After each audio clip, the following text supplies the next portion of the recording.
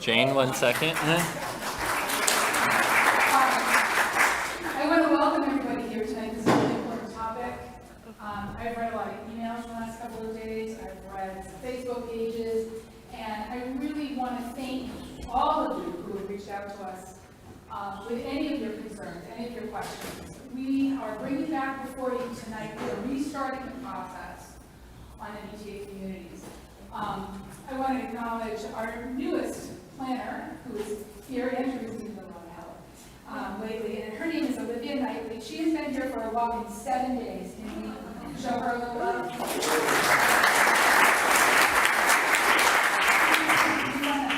This could be a good night.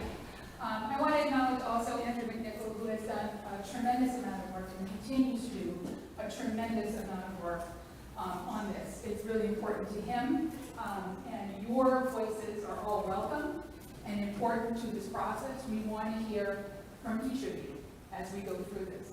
Everybody's voice is important, and everything is on the table, and everybody needs to know that. We are bringing forward all the options from our consultant. Andrew's going to take you through it. He has taken me through it. It is detailed. It's going to take us some time. And so we welcome questions, we welcome concerns. I welcome your emails now and in the future. And I think we're going to have a great night tonight. We have 2 more meetings coming up. We aren't making decisions tonight, but we're looking for useful, feedback that we can work with. I'm going to ask our board to call to order. Sure. We have a quorum here from CPDC, so I'm going to call CPDC to order. Thank you. We're going to hand this over to Andrew. I like to walk around because I sit a lot, but I'll sit down and let Andrew run the show. Thank you. I'm good up here. So thank you, everybody. Thank you, Jane. I'm going to mimic a lot of her comments. Thank you for being here tonight. Happy to see all the Celtics jerseys in the audience for the game tonight. But I'm going to go ahead and bring the presentation up, and we can jump right in.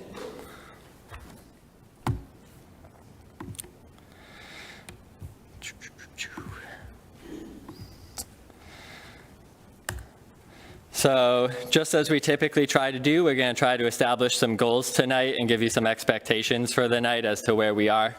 We'll provide a quick recap of the process to date and some of the context as to how we got here and some of the reasonings behind the law and some local context for Reading especially. We'll look to establish the core concepts under review and their best fit for compliance, how we've been able to draft some controls to get towards the compliance metrics that we'll speak about. We'll look to understand all of these options, their benefits, and their limitations themselves. There's pros and cons to every option that need to be considered. We'd love to receive direct feedback on each of the concepts so that we may look to narrow the options in the near future. We just have a handful of options to date, and we do need to start narrowing the options in the short term so that we can finish this up by the end of the year when the deadline is. And at the end of the meeting, we'll look to establish the next steps and some of the tools we're working on. So what we're not likely to discuss tonight is going back into detail as to what the law is and its specific requirements in terms of what unit capacity is and the density. There's been a lot of presentations on that, and we really wanted to jump towards the concepts tonight and how they fit into the law. And if you have questions on the law itself, I am happy to take them post-meeting or during the work week through email, phone call, or meetings. So we will not provide a full detail of additional controls for any of the concepts. We're really going to keep it to the forms and densities. We're not going to get into the front setbacks and the lot coverages and the parking, right? Let's get back to form and location so we can hear from you what is the true desire moving forward under this law. We probably won't discuss in too much detail capital A affordability and allowances on the concepts themselves. Again, there's just so many concepts. We'd like to narrow them down before we provide a detailed analysis on what affordability options may be available. But there will be options for that as well. We'd like to keep this discussion to the concepts presented or additional concepts that warrant review in your opinion. but not so much in the non-compliance, right? As I've always stated, the job for me and our division is to bring something to town meeting that brings compliance so that they as legislative body can vote on a compliant bylaw and what they would like to see. So let's jump right in. Just to kind of establish some of the minimums here, Reading under MBTA communities law is classified as a commuter rail community, which means at least half of our zoning district must be within a half mile of the Reading train depot located downtown. There's 40% requirements in the zone, but there's also a 50% contiguous requirement. So between that 40 to 50% of the total district that we propose has to be located in the half mile, not just 50% of our minimums. We do need to reach compliance and have a bylaw in place by December 2024. For by right zone capacity of just under 1,500 residential units. Again, if you have questions on what unit capacity is, I can take that at other times or briefly explain tonight if you're unfamiliar. For multifamily housing at a district density at 15 units per acre, and we're looking for a minimum of 43 acres here in Reading. We don't currently have a zoning district that meets all three of those requirements at the same time. This is about the half-mile radius here. The train depot is hashed in red. It's based off the centroid of that parcel. The blue radius is the half-mile. You can see it encompasses a lot of different areas from the downtown district to single-family to some of the multifamily zoning and allowances and developments, South Main Street and the industrial. It's about 660 acres within the half-mile, but when you start to remove municipal land, open space, right-of-way, about 343 acres of it are defined in the tool and law as developable.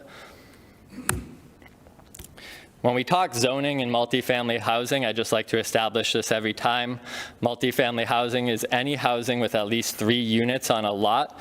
That can be 3 to 4 units, 4 to 10, otherwise apartment buildings, 20 plus, and anything in between.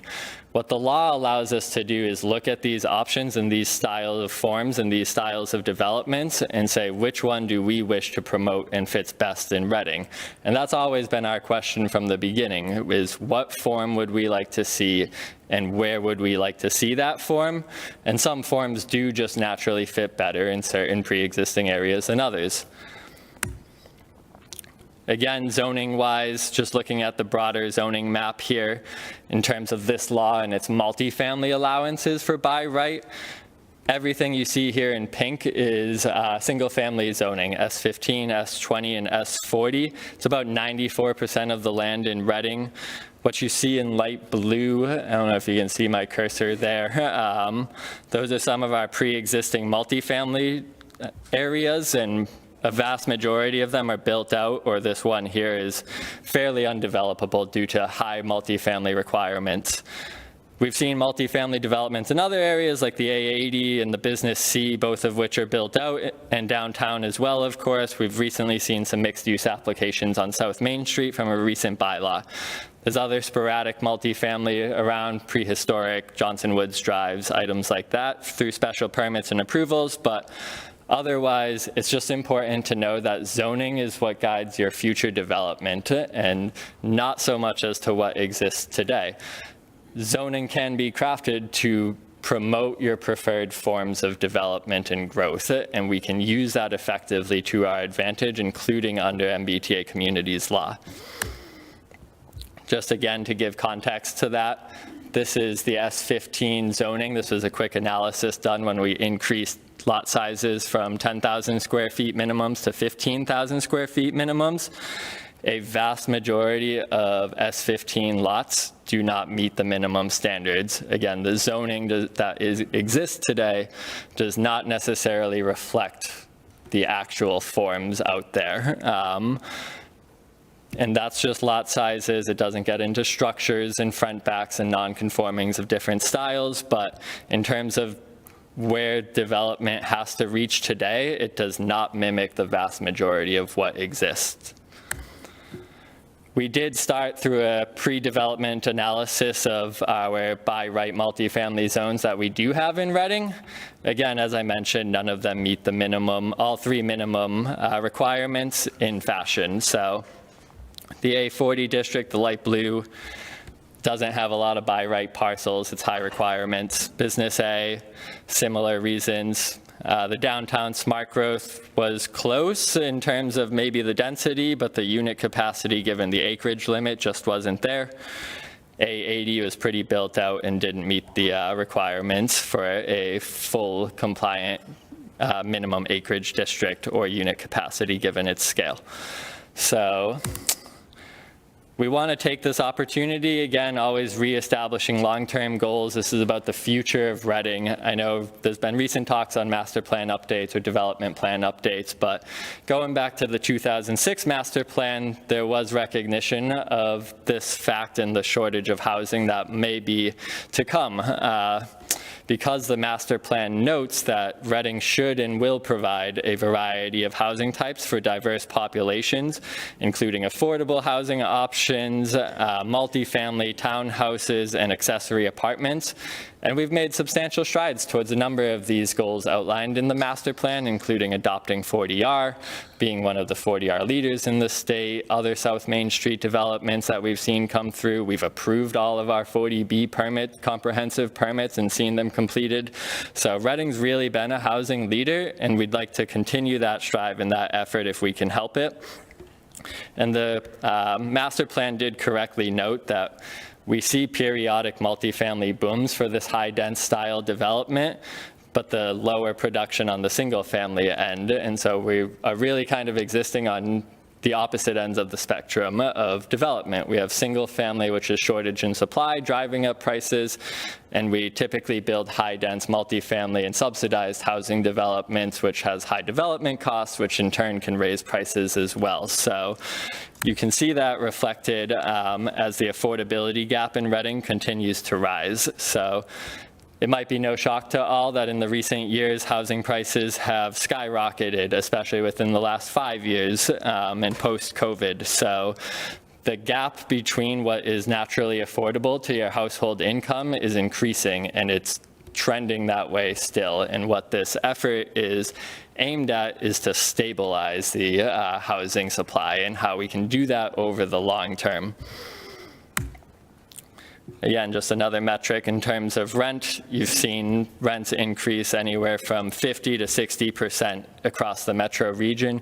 Huge numbers driving unaffordability, driving other social issues and cost issues with all of the inflation going on. So housing costs really are a substantial impact to a lot of people across the metro region. And that's why this law spans 177 different municipalities who can all creatively look to tackle their own needs and deficiencies. Again, as I kind of mentioned, this statistic here, we've presented it before, but it really shows that Reading does do very well in single-family detached development, and we are near above average in 10-plus unit development. We're severely lacking in the what is recently deemed missing middle, that 2 to 3 to 8 to 10 unit development styles, severely missing in Reading. Just of note going forward. Again, reflected here, multifamily makes up 21% of Reading's total housing stock. But when you actually look at the total units, because units vary on multifamily housing, 3 to 10 to 50 to 400 down at certain developments, multifamily housing is very skewed towards these larger 20-plus unit developments, as they make up nearly 60% of our multifamily stock. So this was Reading Commons, a previously approved and completed development project. Very nice, very of scale, located on the edge of town down by the highways, but again, just an interesting tidbit and statistic that we find through permitting and development and trends that we've established as a municipality.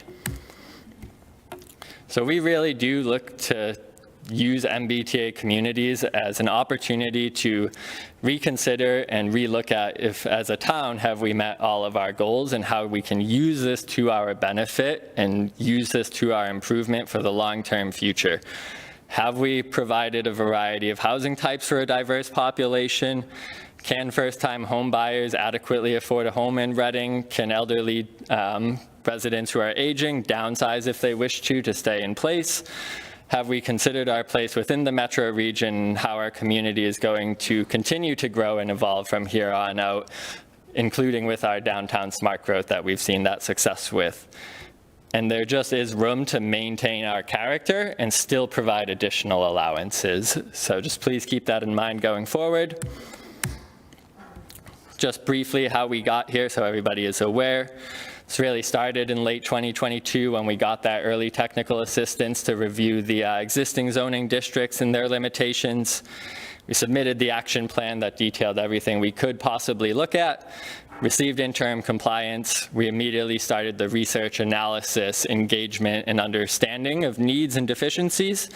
And we brought that to you through a series of public engagement processes, which really concluded with the CPDC hearings in late winter 2023, early 2024.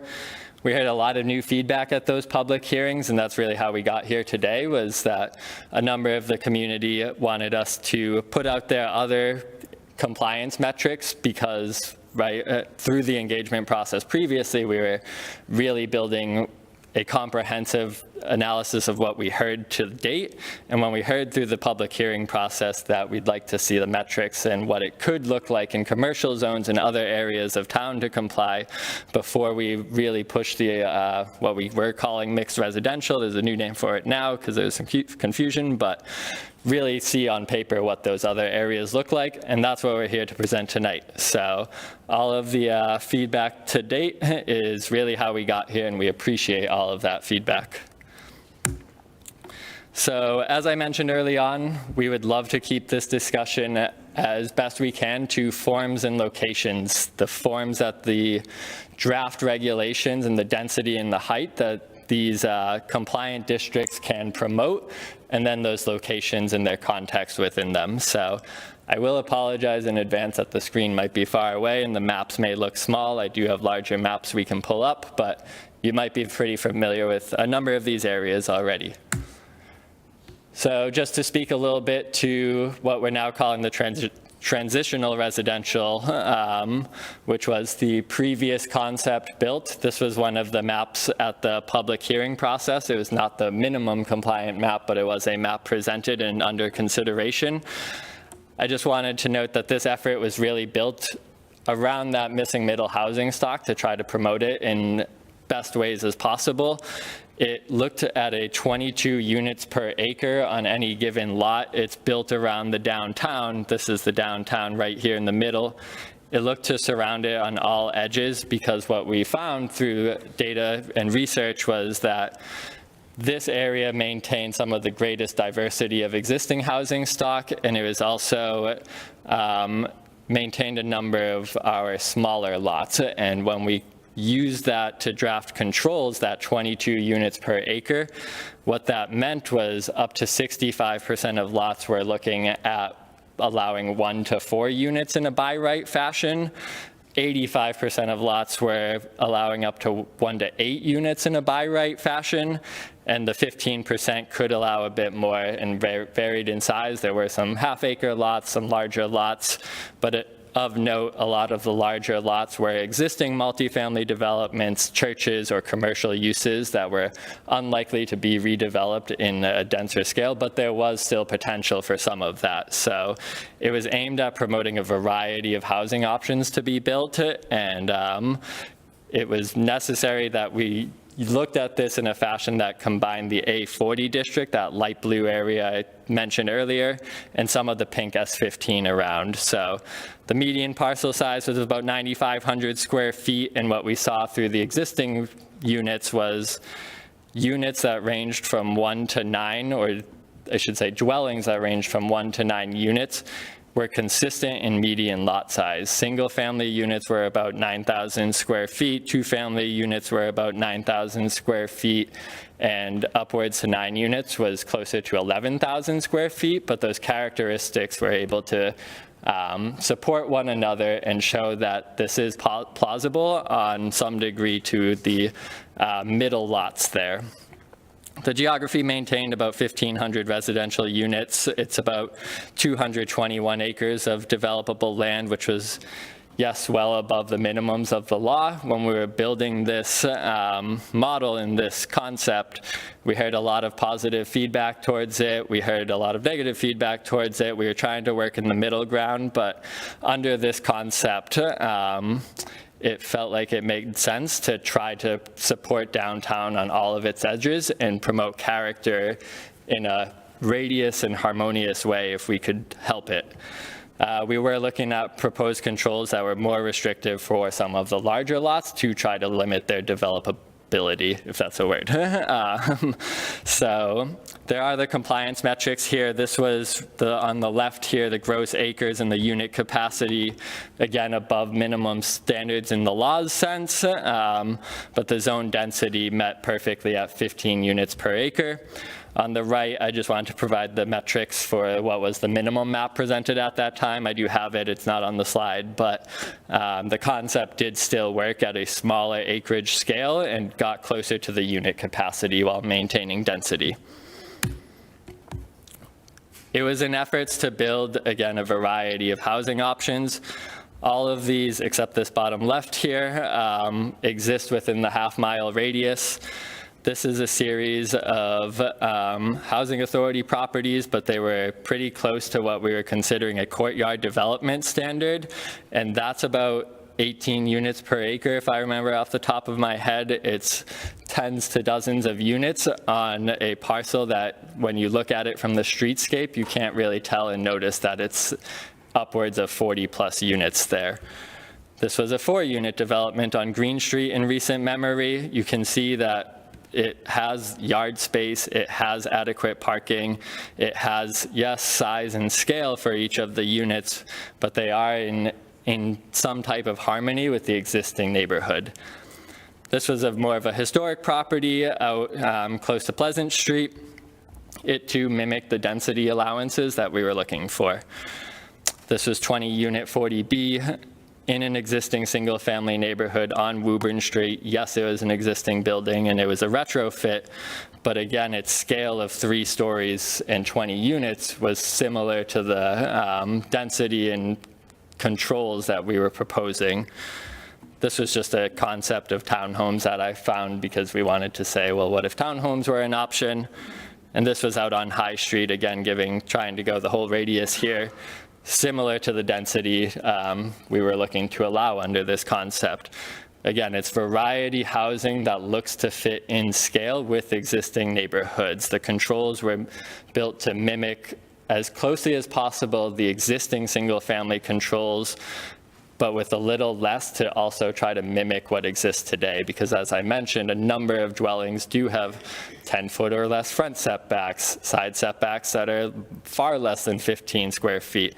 We're getting off topic and far into things I said we wouldn't get into, so we really considered this as a chance for homeowner choice as individuals. If you wanted to allow a new unit and build a new unit, an ADU on your lot, you would be able to do so.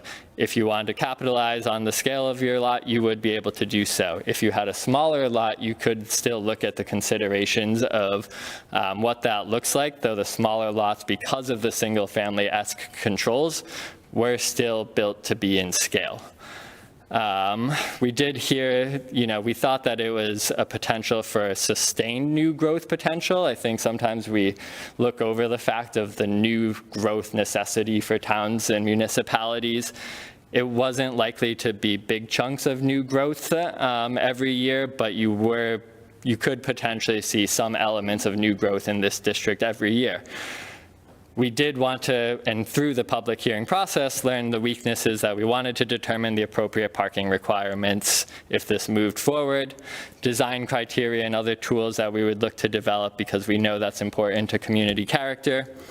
And again, what do those larger developable lots look like and how could we possibly set them into multiple structures instead of one big structure if we could help it. We felt like this was an opportunity and this concept addressed the primary issue heads on, which is restrictive zoning that has been found. It could promote starter homes and smaller units that are more naturally affordable, and it could revitalize and mimic what was because the existing zoning doesn't allow you to do that. We would consider that there's a variable pace of change. Some years could be more than others, how we look at trends in neighborhoods and areas of that concept and zone, and how we would have to build supporting housing services like senior support, first-time home buyers programs, things like that going forward to, again, promote those smaller units that we wish to try to, if we use this concept, to try to promote and get starter homes back into development. So that was that concept in a nutshell. What we heard through the public hearing process was, what if we took this concept and tried to not condense it into the half-mile radius wholly? We originally thought of, when we were looking outside of that half mile, well, how could other radius and bubbles work for the concept around schools and open space and other areas of interest? The bubbles weren't working too well, just given how they would end up overlapping with the existing zone, the size of the lots, the forms that existed there. So we took the opportunity to say, well, what if we could use this and look at corridor redevelopment, and most specifically North Main Street, but you could also look at Salem Street, Lowell Street, Woburn Street. We've modeled up to 2 to 3 of those, but North Main Street kind of stuck out as an area of potential interest because of the Birch Meadow school system there, some of the open space there. It's a linear connection to downtown. It takes that transitional residential concept and just pushes it further up north outside of the half mile, but still with the connection. So the lot sizes ranged a bit bigger and averaged a bit bigger there in the North Main Street section. So we were able to up minimum lot sizes and reduce density to 18 units per acre in that corridor with 10,000 square foot lot size minimums.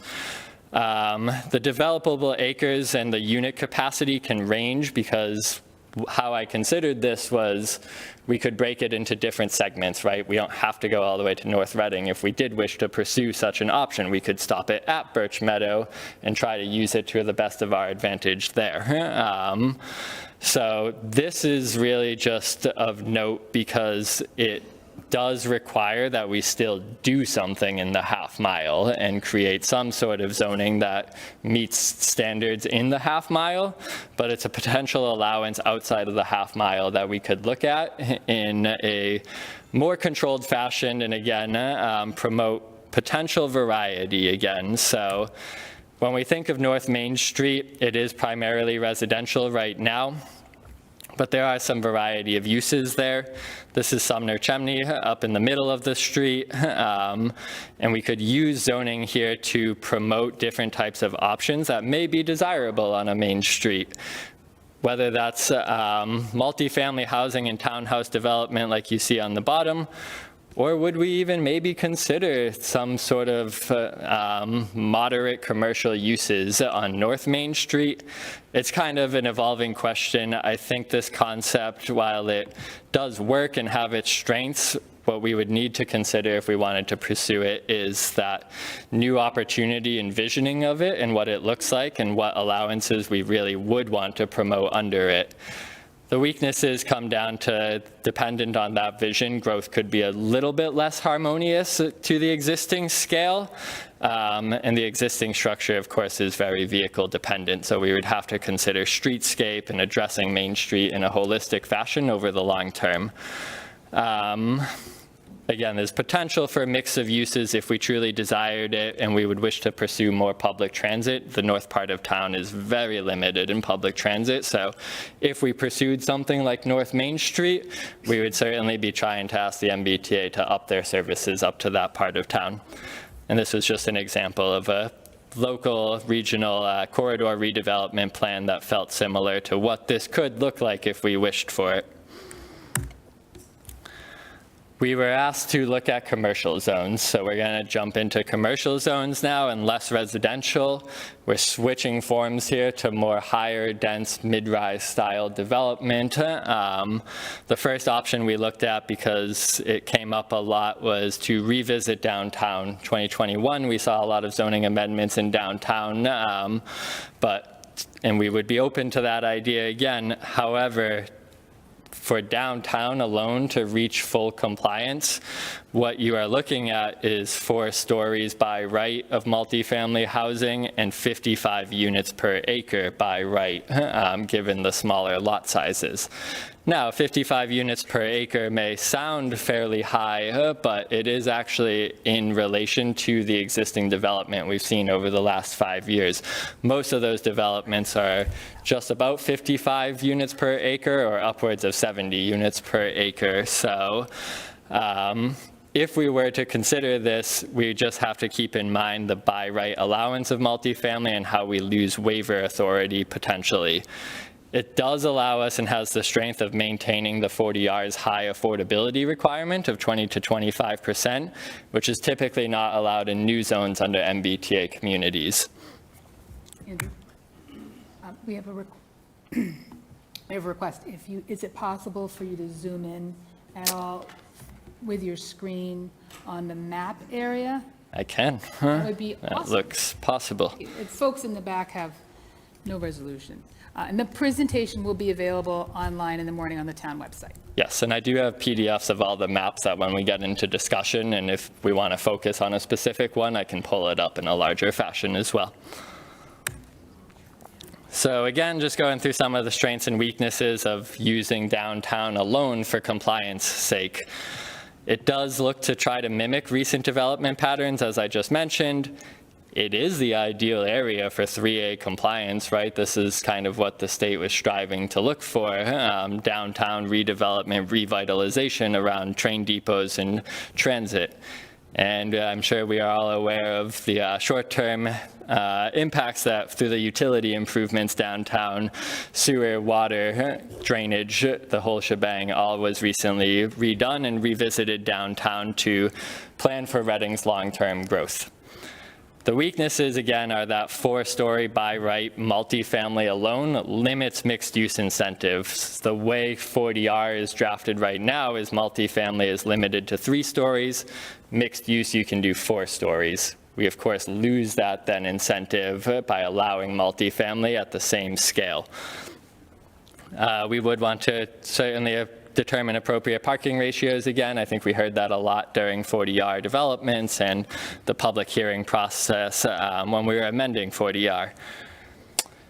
It could potentially be a more intense development pace, right? I think we saw that over the last 5 years if the market is right, that a lot of projects came online at the same time, and we had about 8 projects. It's the last one, just about the last one is just about to reach completion on Woburn Street. So that can be a benefit, right? New growth and things like that. But, you know, I think we heard a lot of the intense development pace that was a bit unexpected through 40R. The opportunity that we would look at, well, if we were to amend 40R for compliance, is revisiting the landscape desires, which was one of the driving factors towards the 2021 amendments.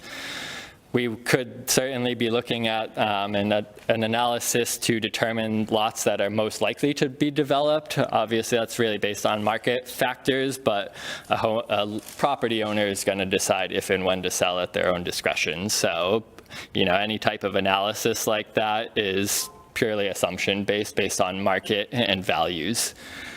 Again, those new growth injections maybe could be more sporadic at times, but potentially higher than maybe that transitional residential. And if you go a good year with new growth, does that help you sustain over 3 to 5 years? Under consideration. Again, this is the least amount of acres necessary. Again, towards minimal compliance. I'm going to go back one slide if I can, if it will let me. It's not going to let me. So the acres and the unit capacity were near minimum. Again, what you saw was density skyrocketed for 55 units per acre by right, and the zone was at 33 units an acre, more than double the minimum requirements of MBTA. I only note that because there's just no plausible way that all 3 minimums are met. And that's kind of what this scenario is showing. And I hope that that is taken into consideration. Again, higher development costs can sometimes lead to higher housing costs. We lose some of the waiver authority, and we would especially need to revisit that newly developed tiered waiver schedule. Even maybe its complete removal. I think that tiered schedule limited density to 50 units per acre. this is obviously at 55 units per acre, so concerns there. And how would we incentivize commercial if this was the case? Is that less parking? Is that higher FAR? What else is there to incentivize commercial in our downtown besides height we would have to consider? And look at the appropriate trigger for affordable units to ensure that development is reasonable enough that it's going to happen, but we get the affordable units in partnership with it.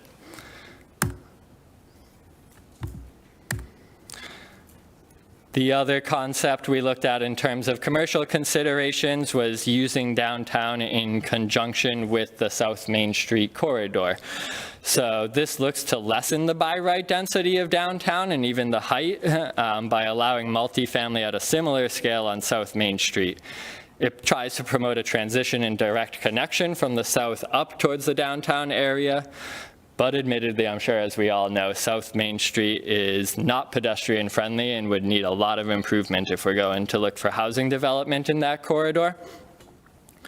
You know, taking Reading's limited commercial space as well and allowing reasonable multifamily growth has to be weighed and factored into consideration in whatever concept starts to move forward.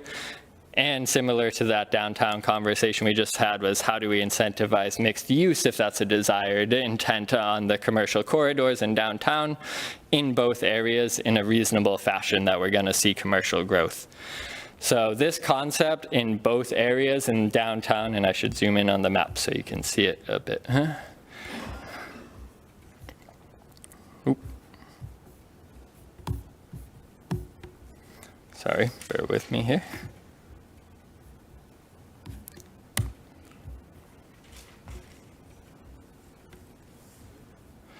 Both areas would look to allow 25 units per acre in a by right fashion and 3 stories of height for multifamily housing.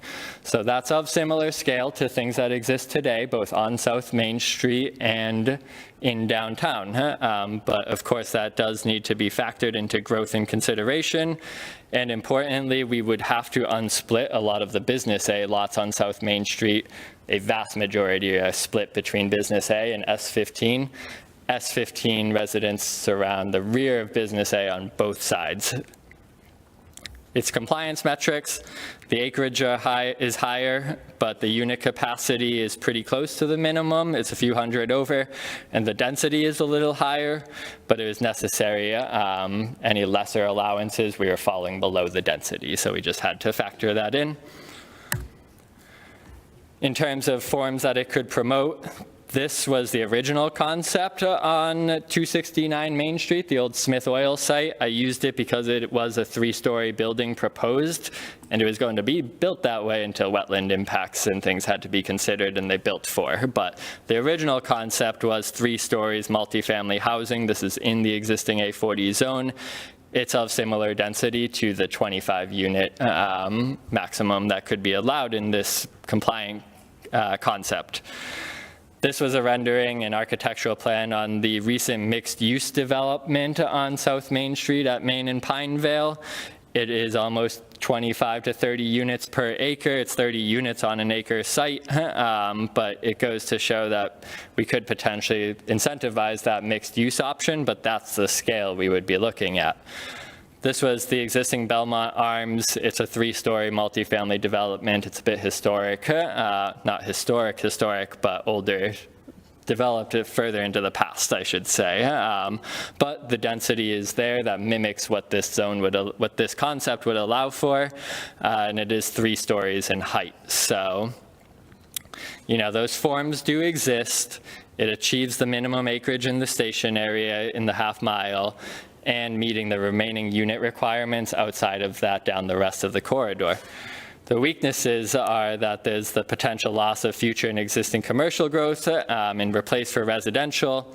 That South Main Street corridor is lacking. It's vehicle dependent as it exists today, but we could look to improve that design. On South Main Street, could we maintain a 10 to 15% affordability metric under MBTA communities? We could do that analysis. Corridor zoning could create that gradual transition to downtown, and we would have to probably likely consider more amendments to downtown. Andrew, I think we have another board that needs to call to order. Call the select board to order. Thank you. Importantly, just in the concept that we modeled, I know I showed South Main Street and downtown. There is a Business A portion, and further up North Main Street where the home goods site is, we don't want to forget about that in consideration. It did help us meet the density minimums for compliance sake. And again, those rear residential abutters have to be considered in every concept, in the South Main Street concept, and downtown as well. We were heavily asked to look at the industrial area, given what is seen and agreed that it's an underutilized site and could certainly use some improvement over the long term. We modeled this as a full industrial compliance just to show what it would look like. It is plausible to use pieces of this or potentially the whole thing if the station area calculations work out. But this is the area just west of Walker's Brook Drive. It includes the Market Basket site, some of the restaurant and commercial activity just south of that, and the industrial uses over closer towards Wakefield. On this side of the tracks, you have the RMLD campuses and some of the commercial uses behind them. DPW, yards, wetlands, things like that are all within the area. So municipal land does have to be into consideration because it's not developable under the law. So whether or not we include it, it's give or take. But regardless, if we were to be looking at a full industrial area compliance, you're looking at minimum lot sizes of 20,000 square feet. Nearly every single parcel down there is over 20,000 square feet. We would be looking at a 3 stories, 30 units per acre necessity to achieve compliance. And I just want to give context to that because while that number is similar in scale to some of the other areas, these parcels are so much larger than the other areas. 30 units per acre on the Market Basket site, which is 20 acres, is upwards of 600 units in a by right fashion that I don't think have fully considered or factored into the impact of that type of development just yet, though we will get there. It's about 100 acres total. The unit capacity is just above minimum, but that zone density is pretty high given the scale of the development. So its strengths are that it's a larger injector potential, right, both in housing units, potentially affordable housing units, new growth and revitalization of that underutilized area. But again, even at that moderate density allowances, they add up quickly in that entire area. And as I mentioned, the town at large has not really discussed the industrial desires and vision. We've just really heard it through this process that we could use it for compliance sake. We could look to craft other allowances in conjunction or in very short term after this if we were to move forward with this concept, that commercial allowances and maybe industrial allowances, job growth, commercial growth, and even consider density bonuses above by right for this to promote the development style we would wish to see. Importantly, the town is looking in the very short term, probably in the coming weeks, to award a grant-funded contract to work with a consultant and engage the community on the considerations on the industrial area. It's tough timing, right, that grant award and how we're using it now, and we're in the middle of a compliance sake, but through that process, we would love to keep everything on the table, which is why, again, I've said this in the past, I generally recommend of not using the industrial area for compliance as we go through that visioning and engagement process with the town at large, because all options should be on the table for this area, including housing, including commercial, if you want to bring manufacturing in there or job opportunity. All of that should be discussed and thought through in the long-term future and benefit of the town. If housing is desired there, given that scale that you could see upwards of hundreds of units, we could be looking at deeper and broader affordability options on our own, right? A 60% area median income, maybe a 20% requirement on developments that MBTA communities just simply wouldn't allow here, even at the scale. Again, those wetlands and floodplains remove a lot of developable acres in the area, and we just need to factor in the station area. I'm working through that, some corrections right now, but there's plausibility there. But that's what it looks like, 30 units per acre for industrial alone. Zoom in on that map just a little bit. So this is the Market Basket Plaza up here. This is what has been recently deemed the Eastern Gateway. It abuts Ash Street here. This is the train tracks, and towards the south you get more into the wetlands and along Walker's Brook, but there is sites there.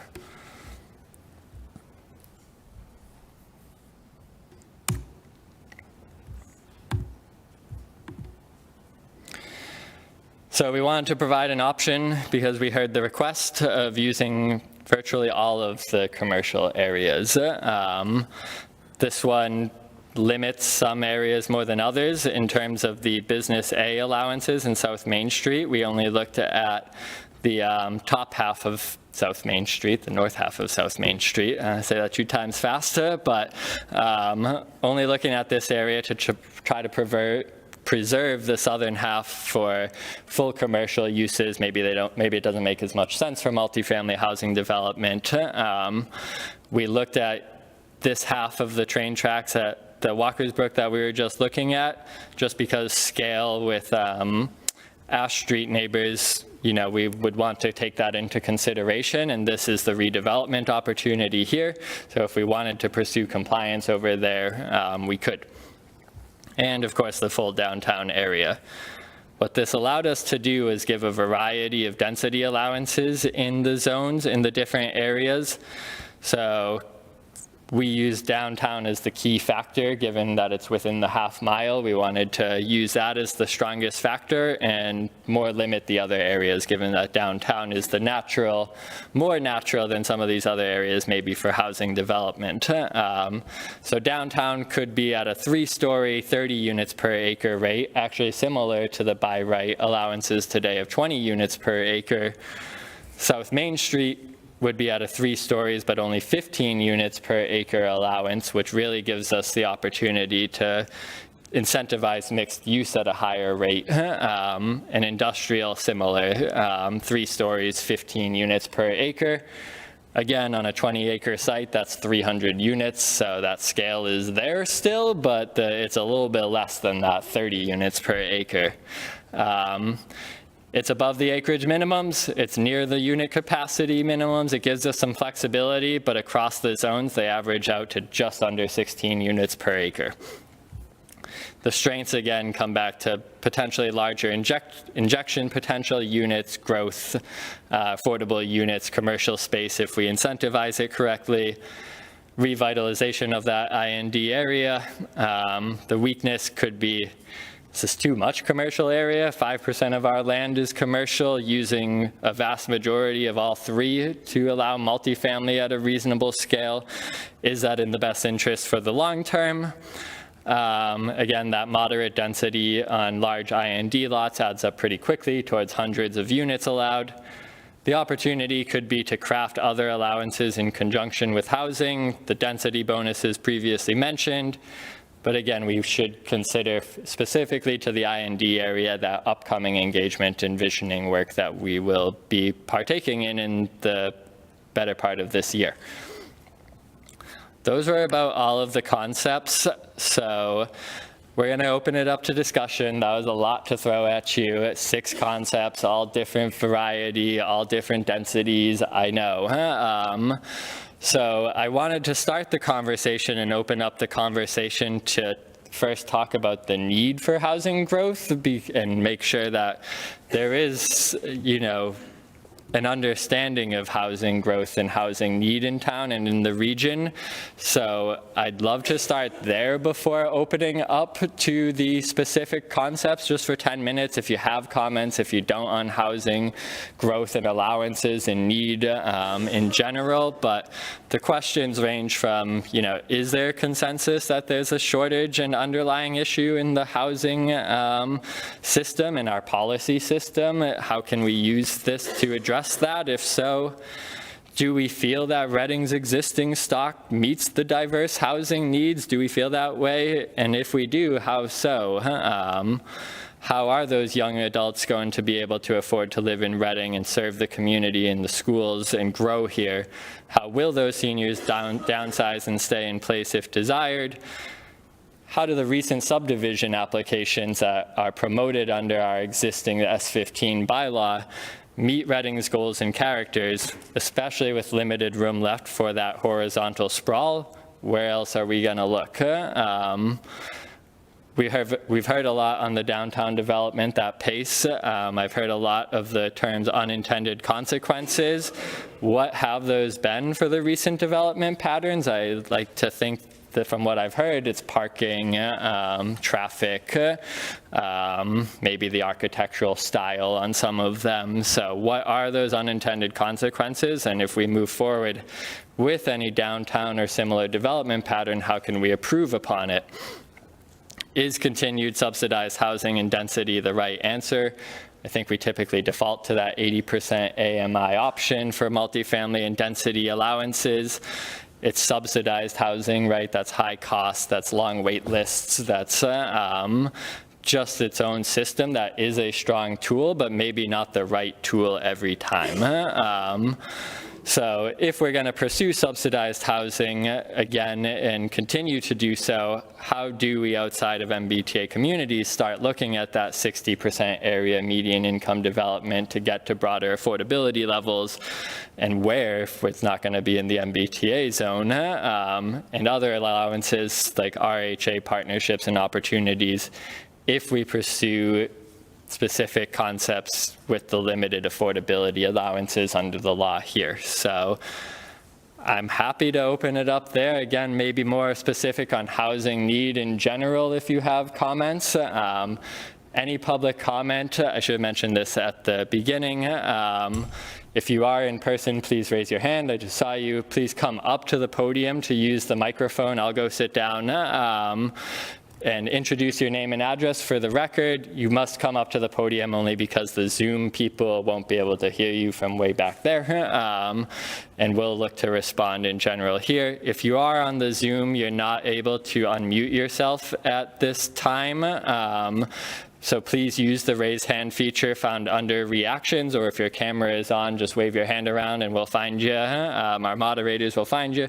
You can chat directly to the host, and we can look to read out the questions that way. But I saw a hand raised, so I'll ask you to come up first. I'll sit down and just give me a second to get all my technology out of the way.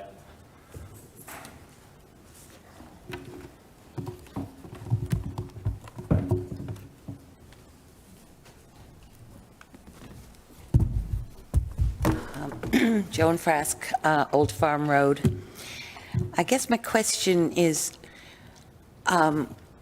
will the goal be to create more apartments in Reading or more condos in Reading? As far as affordability goes, what are these prices going to look like? What is going to be the goal of the MBTA communities? Is it to create apartments that are more affordable, or condos that are more affordable, or both? That's what I'm trying to figure out from, Sure.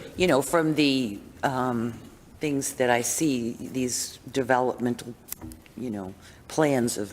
Mm-hmm. Sure, that's a great question. In any zoning allowance, we cannot control either ownership or rental. In any development form, it's going to vary based on the builder and what they wish to do with the property. Generally, in terms of affordability, the idea, without getting too far into the weeds, but again, building housing does help stabilize costs. New development is hard to necessarily call it affordable, right? It's new housing, it's recently built, there were high costs to build it.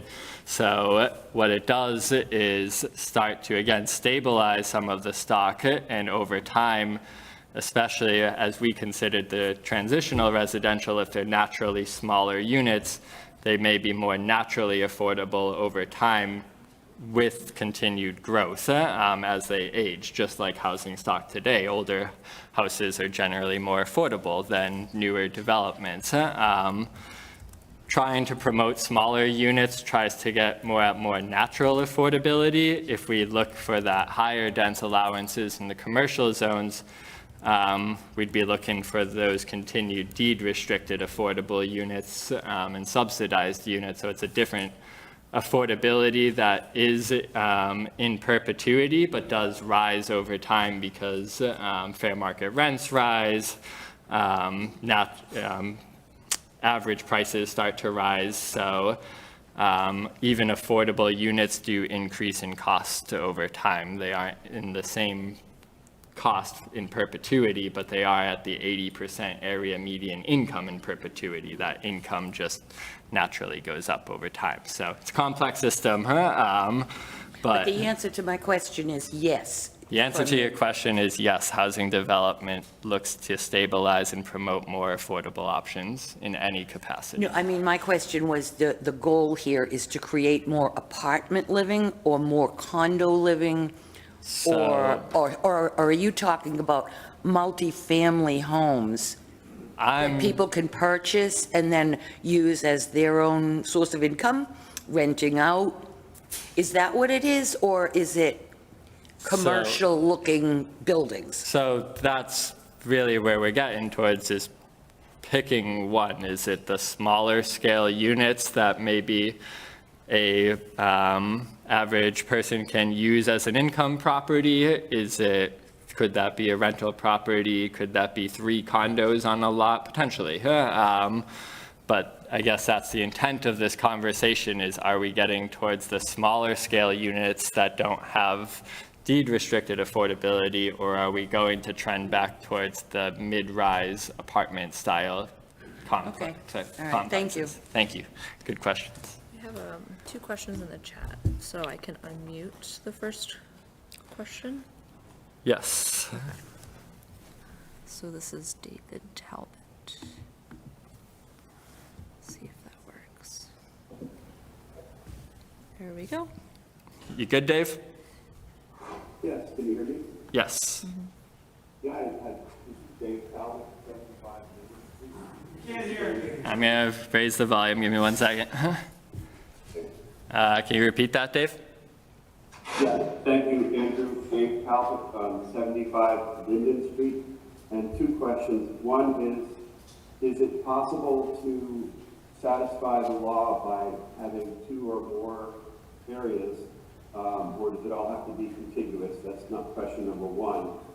Question number 2 is, you have concepts that are, okay, either North Main Street or South Main Street or industrial or around downtown. Is it possible to carve out some type of zone that might straddle, in logical areas, such as a piece of the industrial zone that we would be willing to have be of this type of use, stretching over to like the Jiffy Lube and the car wash and the Met, kind of snaking through some of these areas that would cover bits of what you now have as 3 different concepts. Is it possible to just say, okay, these are the specific sites where we would be willing to see this, as opposed to these wholesale, all of South Main, all of industrial, all of downtown, all of North Main? So those are 2 different questions, and let me know if those questions make sense. I think they make sense, but let me know based on my answer. Any 2 different districts do not need to be contiguous, but when you go to seek compliance, they have to average out to 15 units per acre across the 2 of them. So one could average to 40 units per acre across the district. One could get to 10 units an acre across a district, and does that average out to 15? My math is totally off there, but just in concept. So they can be used at different scales and densities, but together they have to average 15 units an acre. So it gets a little complex. But in terms of, and I have this map on the screen, and let me know how it doesn't meet the intent of your question, but yes, we could start to pick out certain areas, right? Maybe we stop South Main Street at the existing A40 line. Maybe we get rid of the southern half of IND. What that does, though, is given that we are close to the unit capacity allowances, would it knock us below the minimums, and then do we have to increase density in those smaller zones, just like how the downtown concept was higher density?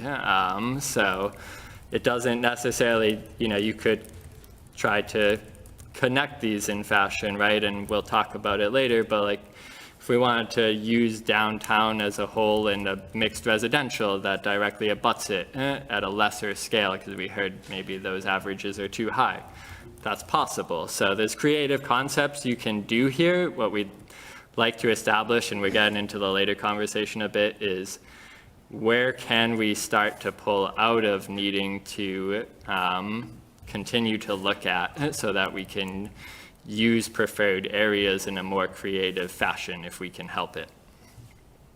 Did that answer your question at all?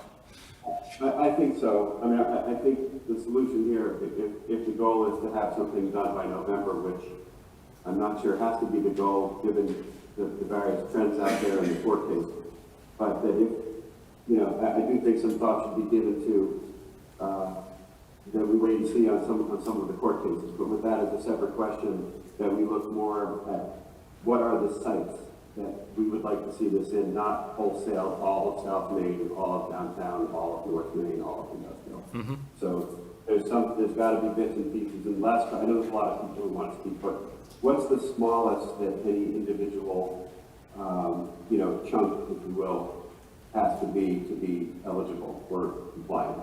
5 acres. 5 acres? Yep. 5? Yep. Okay, so you could have a 2-acre site, a 3-acre site, and be compliant, or? No, something like that, or- so 5 acres contiguous is minimum.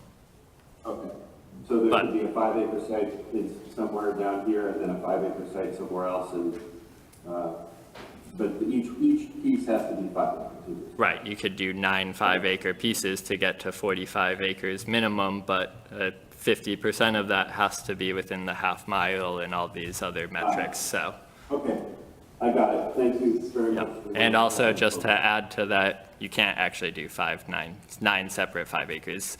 50% of your total area has to be contiguous. So whatever zoning district you propose, whether that's 100 acres, 40 acres, 50% has to be contiguous at minimum.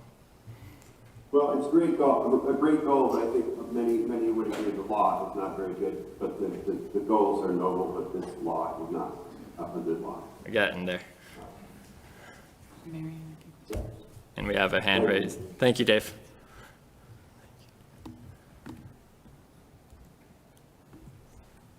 Go ahead.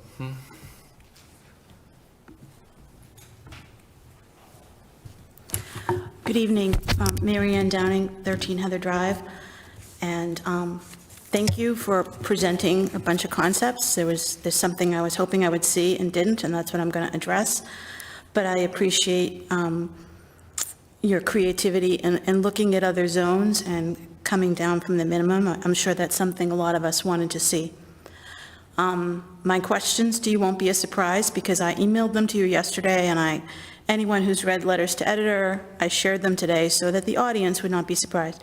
They're a little bit complicated, but I'm hoping by now you have an answer. And the essence of the inspiration of my question really is from, I don't know if anyone saw this Boston Globe article from May 18th entitled, about the state's new housing law aimed to help fix the affordability crisis. Experts say it won't deliver. And, too bad on that. But what it shows is that multiple communities, Norwood, Chelmsford, Sudbury, and I've since learned Winchester, Burlington, and Woburn, are all meeting compliance by rezoning over existing, in part, by rezoning over existing multi-unit developments, both apartment-type developments and condo-type developments. In the past, I've had conversations with Mr. McNichol about why can't we rezone over, say, Reading Woods, which is 26 acres, and it's already 424 units. If we doubled the capacity there, that would get us almost all of our 60% outside of the half mile, and it's a pretty good-sized district. And he's told me it was a single parcel, and that you have a memo on the town website which says that for purposes of compliance with Section 3A, a multifamily zoning district should be a neighborhood scale district, not a single development site on which the municipality is will permit a particular multifamily project. And you said these would be like the existing things like Reading Woods are on a singular tax parcel. But actually Reading Woods is, over 400 tax parcels. The law says that each condo unit is a tax parcel. So I'm just confused. Can you explain why you didn't try to do what some of these other districts did and try to rezone over existing residential? Because their thought was, that's not likely to be redeveloped. And so the con is, we probably wouldn't get new housing. But the pro is, to me, we save most of our commercial. So can you tell me why you did not consider that? Thank you for the question. I think that's been under consideration in every single concept we've presented. The transitional residential area went over 40Bs, Reading Village 40B, Schoolhouse Common 40Bs, Peter Sanborn Apartments, higher dense housing than what would be allowed under that proposed concept. The 40R district most certainly has existing forms that we would be capturing in the district and are unlikely to be redeveloped, even with new zoning. They've been built in the last 5 years. South Main Street, there's a series of multifamily developments that exist down South Main Street, including recent development and upcoming development that are unlikely to be developed even with new zoning. So the only concept that doesn't scale over existing multifamily is the full industrial option, because there's just no multifamily in that area. And while the Eaton Lakeview apartments are close, I wouldn't rezone over that until they start building construction for a variety of reasons. But as shown in the example imagery, there are existing multifamily scales in all of the concepts, and what the zones would be doing is zoning over them, but also allowing similar forms because we've built them in the past and at some point or another found them fitting, and that's why we allowed them. So in terms of the Reading Woods and certain other development parcels that have been called out, the ask in previous requests and conversations was to zone over them as a whole and not look at them with South Main Street, if I remember correctly, and I might have a misunderstanding of that, but condos, multiple condos on an individual parcel is all over town, from 3-unit condos to 400-unit condos, but it is an individual parcel still on the tax map and ID they all have their own specific IDs, but it is an individual parcel still with multiple units on it. And if we were to zone only over like a pocket like that, I don't think that the state would put it in their metrics. And if we were to connect it now, maybe with the South Main, right? Reading Woods is here. South Main Street could potentially go down to that length. You could just connect it to the Greater Boston, 68 Main Street, connect it to one property, the Greater Boston, Realtor office. Right, but And that's it. Isn't that enough? That's 26 acres plus, I think that's like 9/10, 3/4 of an acre. I guess I'm just asking, you could do it, you just don't want to do it? Is that? It's not that I don't want to do it, it's just that I think your asks have been fairly met in terms of existing development patterns and zoning over them, and that even connecting to these other areas. That isn't my ask. My ask is to prevent, to reduce the likelihood of housing happening so that our neighborhoods aren't impacted. So maybe I didn't make my ask clear. I'm Burlington rezoned over like Beacon Village condos, which is not unlike Reading Woods. It's smaller, and other apartment complex. They rezoned over something they just built on 3rd Ave. So I appreciate the points to other municipalities and what they're doing, and how you've pointed out that some, again, similar to multiple concepts we have, are using zoning over existing developments with ranges of other allowances and potential development, just like a South Main Street concept would be here. But there also are, for all of those examples, other communities that are taking full swings at this, and we can compare each and every of the 70 municipalities and what they're allowing in their zoning, but we should be focused on Reading and Reading's needs, and the comparisons just don't offer much because each community is doing something different, right? We're compared to Lexington for affordability, and that's similar to where we could be headed in this direction. I guess, yeah, I'll just close with, if our peers around us, Winchester, Burlington, Woburn, even Wilmington, it didn't pass, but that's where they were going. If they all are rezoning over apartments and we have the door wide open saying, here, look at all you can develop, the developers are going to come here.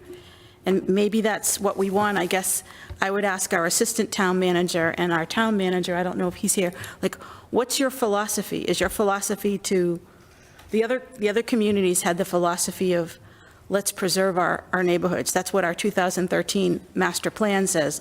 Whatever we do with affordability, let's preserve. I wasn't shooting. Our 2013 housing production plan, goal number 3, said, integrate affordable housing into the community while preserving the quality and character of existing neighborhoods. So I guess I'm just wondering what our goal is. I'm all for new housing, but I think we should control the pace. And I don't want to monopolize questions, but thank you for the other concepts, and thank you for your time. Thank you for the feedback.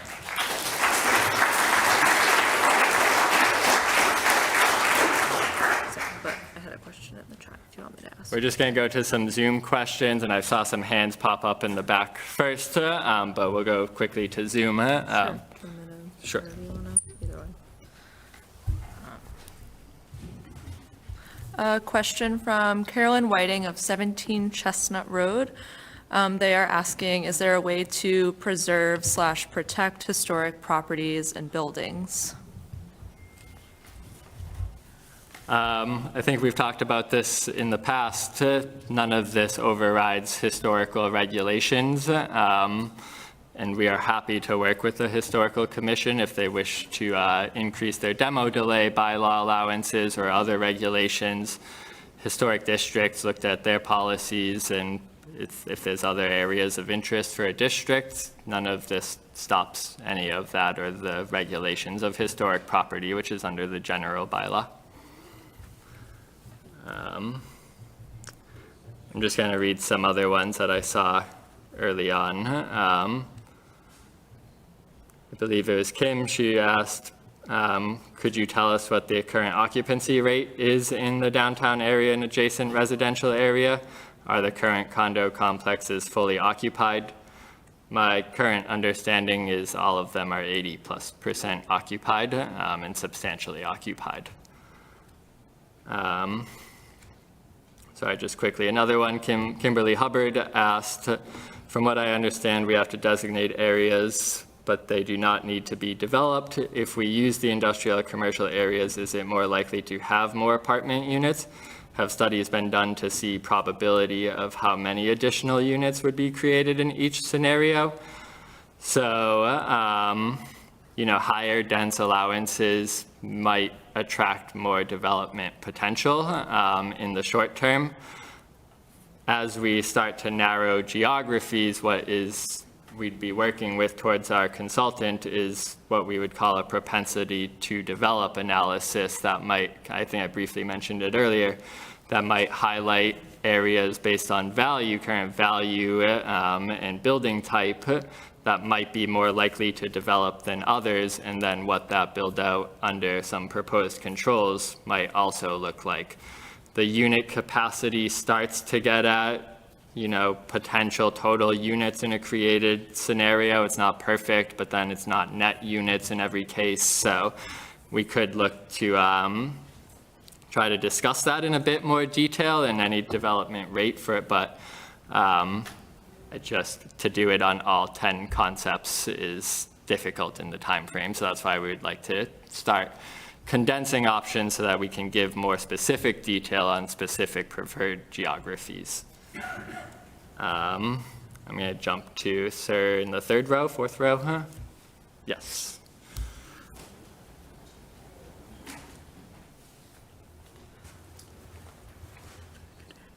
Chris Calabrese, 17 Deborah Drive. So Imagine you are a young family, 2 kids, looking for housing. You go for apartments, you call one day, you get a price. You call the next day, it's higher. They're using dynamic pricing, controlled centrally by companies that do this to extract as much value as possible from residents. You go to look for housing, single-family housing, and if you've talked to anybody who has done this recently, if you've done this yourself, you put in a bid, and you get outbid cash. You go again, outbid cash. You do this for a year, you're lucky, $100,000, $200,000 over asking. There's absolutely, this goes back to exactly what you were just kind of asking for. Is there a need for housing? There absolutely is, not just Reading, not just Lexington, not just the greater Boston area, across all of our communities. There absolutely is. And it's a huge pressure. And then when you end up spending all this extra money, it's less money that can go into the communities in terms of supporting your businesses, taxes become a burden. And so on that end, if you've been in the situation, right, if you've been around and housing prices are high and you're ready to sell, bully for you. But for everybody else, people that are coming in, going to be supporting the community long-term, it's a huge drain on their finances. And to that end, I'd say that just to kind of the need for housing, I'd say we should be looking for things that are going to increase the housing supply, certainly within what the community wants to do, but I think there's absolutely a need. Communities are going to do it, and I think that we should be one to do that as well. Thank you. Thank you for the comments. I'm just going to jump to someone on Zoom. I've seen some hands pop up in the back, but quickly on Zoom, Brian, I'm asking you to unmute right now. Yes, this is Brian Curry, 74 Maple Street. Can you hear me? We can hear you. Okay, first I want to say great job presenting. Obviously, you know, this is a challenging project to undertake, and a lot of residents have different opinions, and I've attended not all of these, but a couple of them, and I think as in general, the town's done a very nice job trying to present plans that work for a variety of people. So commend you on that. The question I have is in particular to the lawsuit that some towns have filed. So I attended a seminar, and per the attorneys that filed the lawsuit that are doing this work pro bono, they've stated that this boils down to one simple question. Does the town of Reading want to give up control and authority of our town zoning laws to the state of Massachusetts and allow the state of Massachusetts to dictate any and all future zoning requirements for our town? They said it's not an issue, you know, I think the previous gentleman made some great points about you know, not having enough housing, but per these attorneys, they're saying this will modify the zoning rights for the town of Reading, and the state will have authority. And so that is certainly concerning, because the way they have phrased it and the way their lawsuit, and one of the components they brought up is whatever plan is presented today, once the town of Reading gives up our authority on our zoning rights, the state has full authority. So if we're talking about 1,000 units, you know, I think initially it was maybe 6,000 units or 8,000 units, it's varied. They're saying once the town of Reading or any town in the state gives up their zoning rights, at any point in the future, the zoning laws, the state has control and not the town of Reading. So, could you speak to that? And then in addition, there's been a lot of talk about affordable housing, and according to these attorneys, when this law was passed, or the initial legislation by Charlie Baker in 2021, it was basically 3 paragraphs, and there was an affordable housing component. It has since taken on, it's about 40 pages with various rules and regulations, and the affordable housing component has been removed. They've also said the city of Boston is exempt from these zoning laws. So there's just a lot of components, but back to the original point that really stuck out when I attended their presentation is I think the plan that is being presented is very thoughtful, but their point is, whatever is being presented, the town, once they approve this, because this is a mandate, this is not a law, according to these attorneys, the state will have authority and anything can be adjusted in the future. So could maybe you speak to that to provide some background information on what these attorneys are what their cases are based on those points? I know that was a lot of information, but it boils down to the first question is the town of Reading will be giving up our zoning rights to the state of Massachusetts, and the state will be able to dictate any and all future requirements. Thank you for the question. My answer is that I have no answer. I'm not an attorney. I am not authorized or just educated well enough on the state's authority and allowances for this type of law. I am a land use planner who is working to comply with what it is that they are asking of us.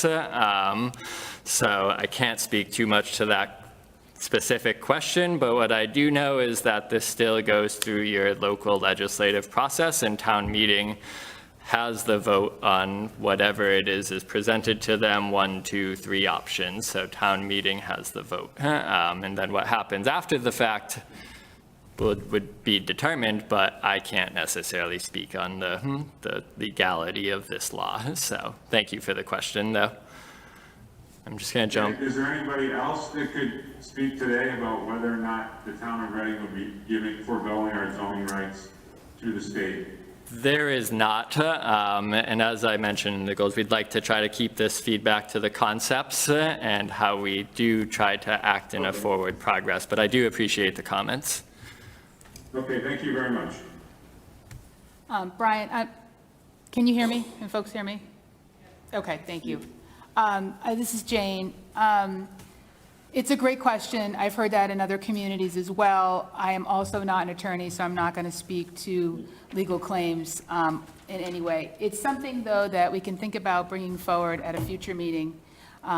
So I'll bring that back to Mr. Cornelis, and we'll talk about addressing that more comprehensively with council. Okay?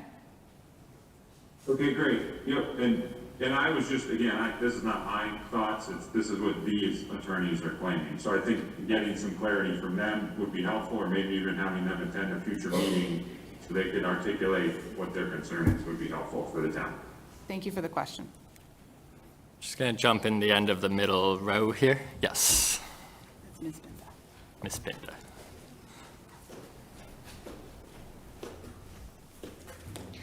Thank you, Angela Binda, Orchard Park Drive. I have some general questions or comments, but I'm going to address what you asked, which was, do we believe that the town has a need for more housing or more affordable housing? I don't remember which way it was put. And I'm going to say, yes, I do think that there is a need for more affordable housing, a wider housing stock. But I also agree that Reading has always been very forward-thinking and has been in front of the pack as far as coming up with ways to have more housing. We were in the forefront of 40R. A lot of housing was built because of that.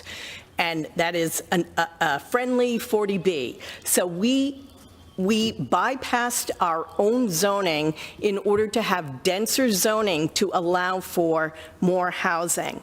We can work with accessory apartments. I think the CPDC does a really good job if the CPDC was working on ways to have more affordable housing. I completely agree with the people who have said that we really need to keep control in the town, and I like Marianne's idea. I like the ideas of trying to comply with this in a way that is least detrimental to the existing neighborhoods. I just don't want to see that kind of impact on existing neighborhoods. You know, we talk about where people move into. we're knocking down a lot of the smaller houses. If we pass something like this, there will be a dearth of small housing stock. You know, nobody's going to buy a $2 million house and knock it down and put up a two-family. They're going to take the smaller houses possibly and knock those down. And those are the kind of houses that we need, and we're losing more and more of those. So I like the idea of having less impact on the neighborhoods. I like the idea of looking at overlaying existing areas. I don't want to see it in neighborhoods. And we have seen a lot of impact from the 40R. And I see what's going on with Pinevale and Maine. And you can say, I mean, when we were passing the 40R, it's like, well, nobody, you know, it would be really hard to combine this lot and that lot and that lot. And we're seeing it happen right now at the corner of Pineville and Maine. There with lots being combined. That could happen in a neighborhood where lots are combined. And I don't want to see that happen. I don't want to see it. I don't like the idea of by right. It doesn't mean that we can't put up two-family houses. It doesn't mean that we can't do this, but it shouldn't be by right. If we want to work on, if CPDC wants to work on zoning for more affordable housing, I think we do an okay job. We should do a better job in town. But other towns, I agree, where if we're the only town that is giving up control, then the developers are going to come to our town. And yeah, I don't want to see such an impact on the neighborhoods and the single-family housing. Thank you. Thank you.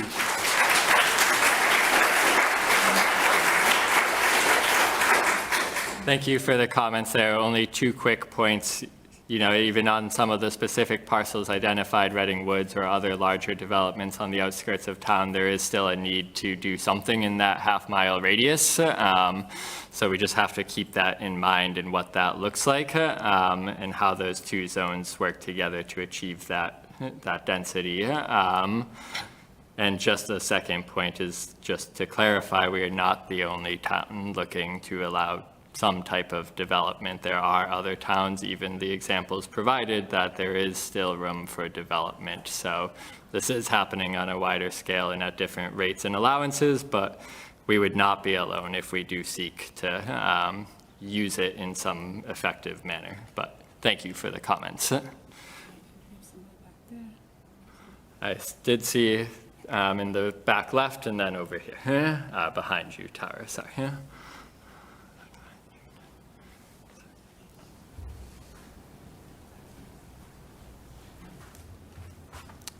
Hi, thanks everyone. John Sullivan, I'm at 23 Weston Road.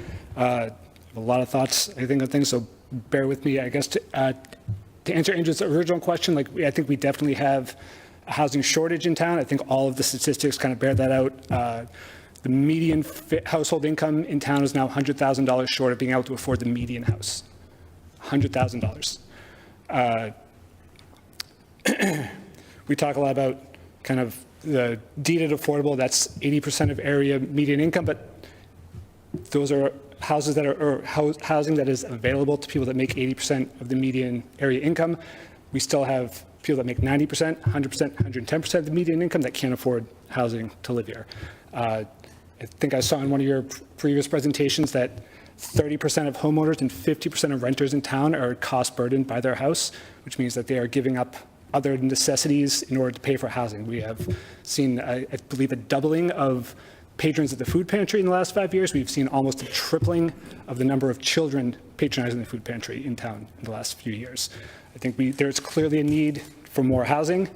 I think, let me see, the question of the large lots kind of on the edge of town, I know that, I think I've read all the regs on this rule so far, and the state says that they need to be neighborhood scale zones. Is that right?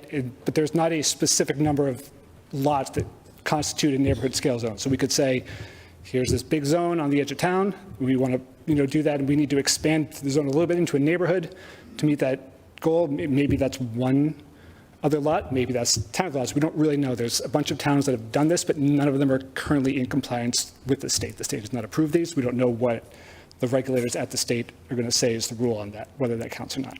Does the state, you work for that agency, so can you tell us, does the state disapprove them, or are they just waiting? I work for the agency. I do not work on MBTA communities in any way. But you work for the agency that oversees them? Yeah, but I have no insight that the public doesn't have. Okay, so I you mean, don't know if they have been approved or not? There is a map that some news site, I think it's on the town one, that shows kind of where towns are, and they have submitted their application, but the state has not approved it, I don't believe. Right, but they haven't disapproved. No, so we don't know what the rule is what I'm saying. In terms of, we hear a lot about kind of neighborhood character, and I would like to point out that the neighborhoods around downtown already have lots and lots of multi-unit housing. I think I live on the other side of Lowell Street from downtown. On my walk to the train in the morning, I pass 12 or 13 multifamily houses in single-family zones. If you walk around downtown, Washington Street, Woburn Street, Village Street, John Street, if you pay attention and look, there's 2, 3, 4 family houses all over there. So I think as we move forward in this process, I would like to see kind of a map showing where the existing multifamily housing is. I would like to see some kind of numbers on, if we build out to the unit capacity in all these proposals, what is the potential net increase in housing in some of these proposals? If we are building someplace where there's no housing now, that could be 1,500 new units. If we're zoning an area that already has 1,000 units, that's 500 new units. I mean, these are the kind of things that we should weigh when we're deciding how much impact these changes are going to potentially have, how fast these changes could potentially occur. If it's one lot that we could put 700 units on, that could be done, or that could be started in a year or two. If it's 100 lots, it's going to take a lot longer. It's going to be maybe less impactful on the community. So that's it for now. Sure, I'll see you guys again. Thank you. Thank you for the comments.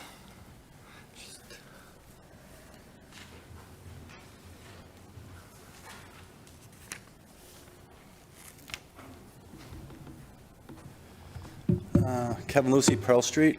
Thank you for your presentation and your time. So I've heard you talk a lot tonight about the negatives of these options, and that's because this is a small town. It doesn't work well with a small town, and it's going to severely impact our small town. New England small towns are an endangered species, and once they're gone, and they're never coming back. I grew up in Malden and seen what overdevelopment did there. That's why I moved here. I've worked in Waltham for over 22 years and have seen what's happened there. They've taken very small lots and turned them into 6 to 8 unit condo buildings. They've turned them sideways and they slammed them in, and they've made them 3 floors of parking underneath. They did this so much so that the city has moved to stop these developments. I've seen what apartment buildings did to our Station Depot area and how it killed that area, the community feel, and have shuttered many businesses in that area. Any of these projects will not help our citizens or town. We'd be forced to increase student capacity, traffic will increase, and our streets will become less safe. Most of our secondary roads do not have sidewalks, and that will be another cost to the taxpayer. The only people that this will benefit is investors, developers, and realtors. These people are out to maximize their profits.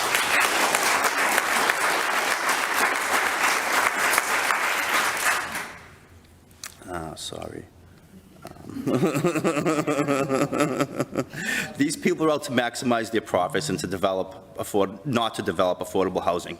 Every single one of these units will be sold at market value. It will not be affordable. I repeat, they will not be affordable. This is a developer's dream come true. We should wait for the lawsuits that other towns have brought and act once those are complete, because the only thing this accomplishes is overdevelopment unnecessarily. Thank you.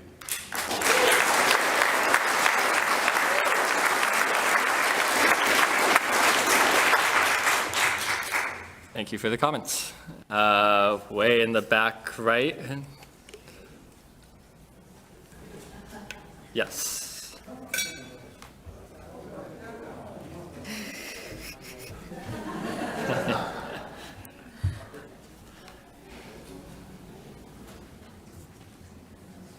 I'll probably take 2 to 3 more questions, but then we'll just move to the next slide and maybe the next piece of the conversation. Hi, Rhonda Holt, 46 Fairview Ave.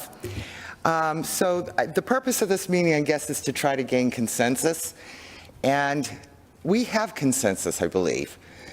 Number one, we don't want zoning over, I think most people don't want zoning over single-family neighborhoods and single-family homes. But I have a 25-year-old son who is in desperate need of housing. Like, I feel the pain. But we were also that family that struggled to make our mortgage at times, that struggled to pay the increasing taxes, that, you know, spent thousands on home improvements when we finally could get to the point that we could do the home improvements. Like, we've also worked hard to have the homes that we own. And we'd like to stay in the neighborhoods that we bought into. The other consensus is there were surveys, and I'm going to repeat, you might have heard it before, but the Housing Production Survey in 2022, do you support the following development types in Reading? 73% said they support single-family homes. 32% said they support multifamily building. It's just kind of a general idea, I think, of how the town feels about multifamily. But the more important question was, says, in general, I would support increased housing density in the following areas. Okay, and it said, the number one choice was the industrial zone. Whether we zone over the entire industrial zone or part of the industrial zone, some of that area should be used to make up that 40%. The 60% can go somewhere else. And depending on if you want more housing, like you want some housing built, then you look along South Main Street, you look along the business, you know, like look in the business district, look in the commercial zones. If you don't want more housing built, it is allowed, the state law allows you to zone over apartment zones. It allows you to zone over pretty much anything. I mean, there's a lot of flexibility in the law. Like, it lets you decide how much you want built in town and how much you don't want built in town, depending on where you put this overlay. So I would really, I don't want to see this in single-family neighborhoods. You know, like, we're invested in this town too.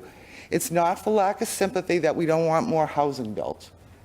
We just don't want it to replace our housing. And that's all I have to say right now. So, thank you.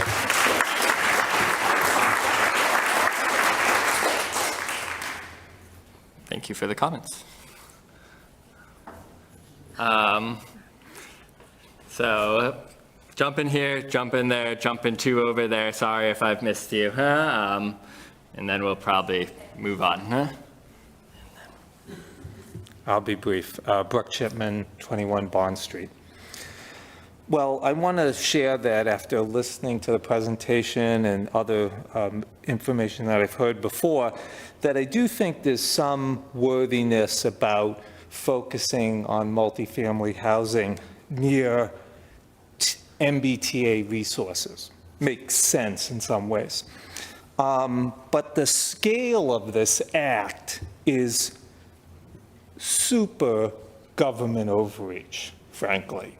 And I can't even believe it got through our legislature and has been enacted, and that we're dealing with it.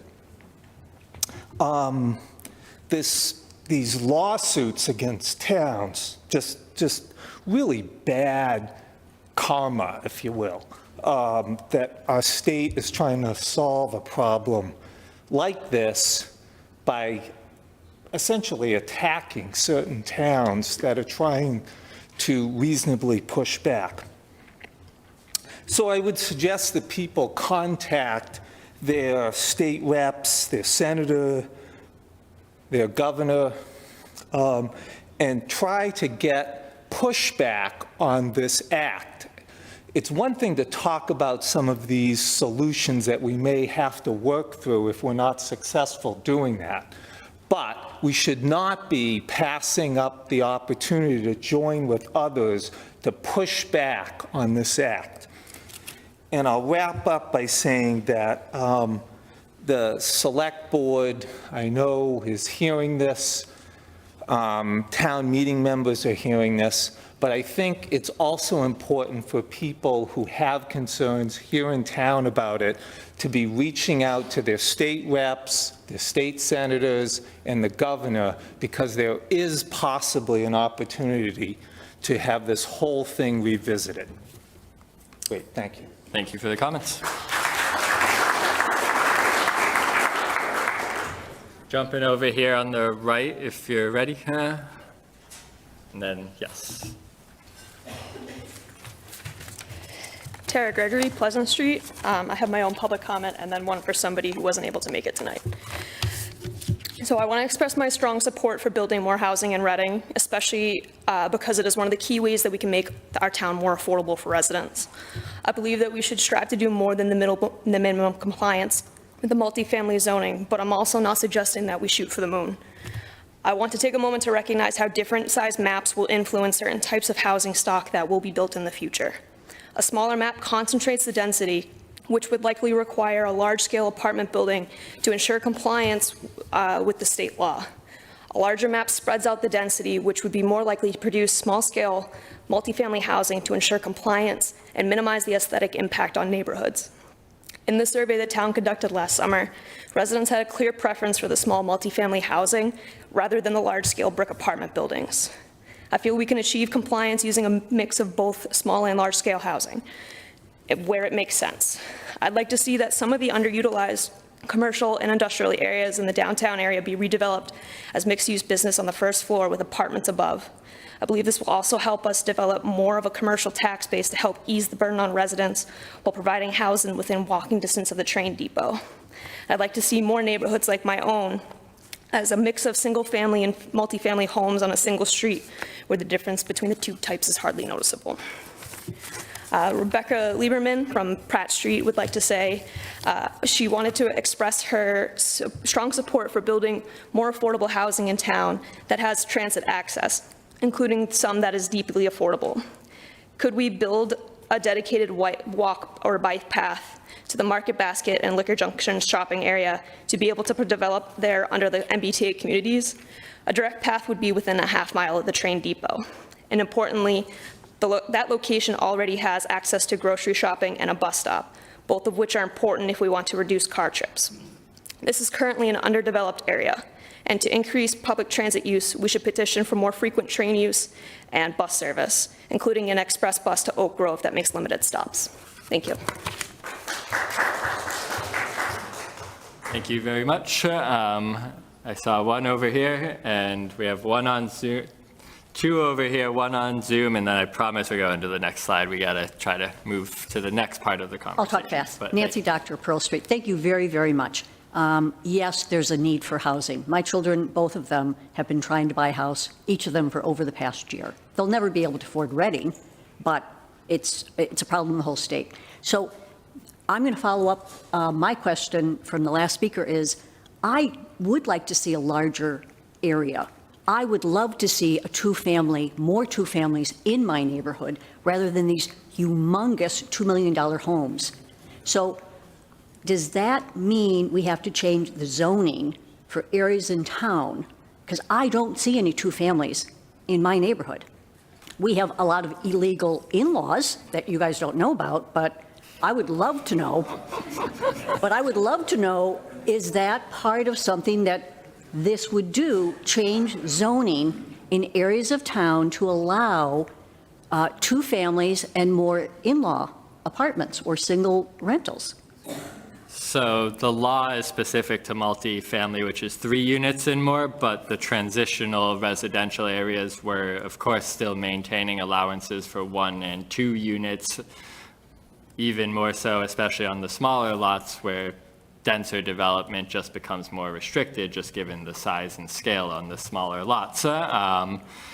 If we were to pursue and wish for ADUs or two families in certain areas or ADUs townwide, that is still a zoning amendment process to look to allow and promote and incentivize that development. And would that meet any of these requirements, though, if it was a much larger Not if it's two-family. If we aim to keep it down to 4 units or less, which we did model originally for that transitional residential area, it wasn't modeling out towards the density unless we really went with a high number of acres. But if rather than the 22 units per acre, which had protections for smaller lots, but more variety and options on larger lots, we could simply go towards an option of like 6 to 8 units allowed by right and provide a maximum on any given lot, including acre-sized lots, so that they're not 20 units, but that still gets towards smaller lots in their forms, or in the built form is a little smaller, but how those units then work out, does someone try to squeeze in 4 units in a smaller lot because they have the ability? Yes, they could, but that was the intent of the density. It just flips kind of the protections, but that could be considered. So that's the size. So basically, it wouldn't, you would have to be at least a 3-family. Right. Okay, thank you. Right. Okay, thanks.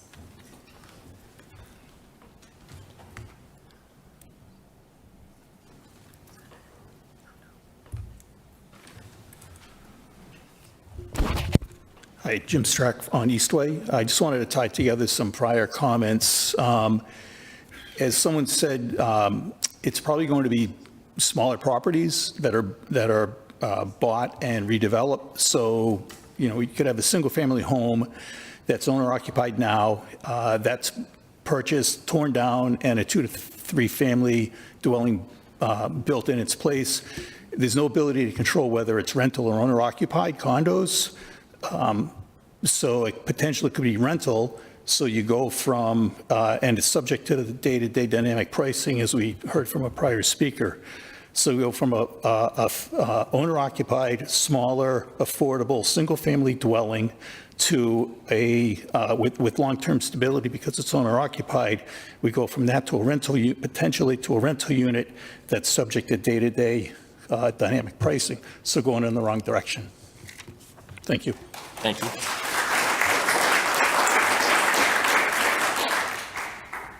All right, James, we're jumping to you on mute, on Zoom, sorry. Hi, good evening, James Park, 230 Franklin Street. Question, during the slide presentation, if I'm correct, you mentioned the parcel of where Home Goods is on Main Street, is that correct? That may be available to meet the need? That's a business A zone, and yes, that could be considered. I believe it meets the minimum acreage off the top of my head. I could double check, but that business A zone is a little bit more than Home Goods alone, but yes, that area could be in some type of consideration for this. Okay. How would the town already acquire that property? We have no obligation to acquire or build housing. It would just be the zoning allowance over the property or under. Okay, thank you very much. Thank you for the question.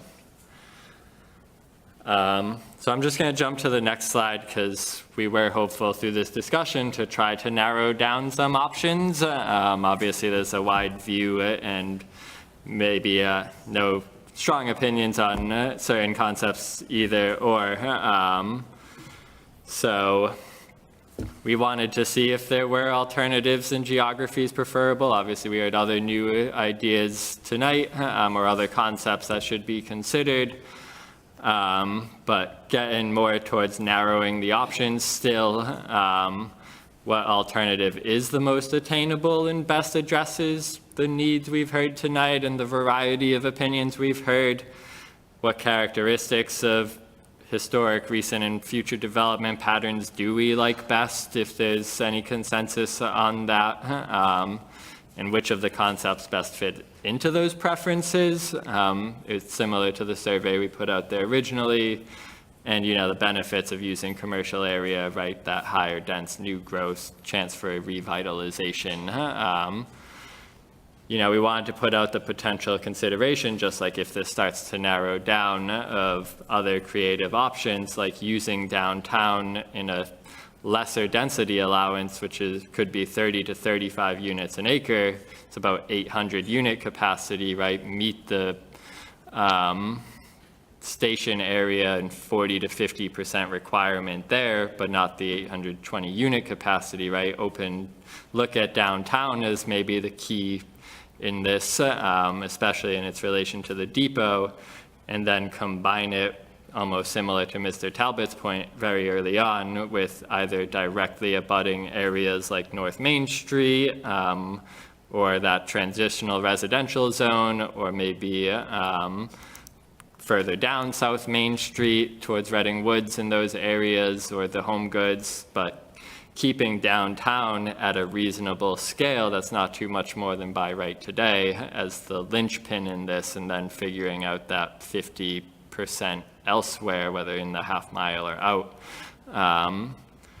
might be a strong consideration to try to move forward. That was our thoughts on the onset, but we've had a lot of discussion tonight, and then if we do that, do we want to set any type of criteria for other commercial zones or transitional residential or other?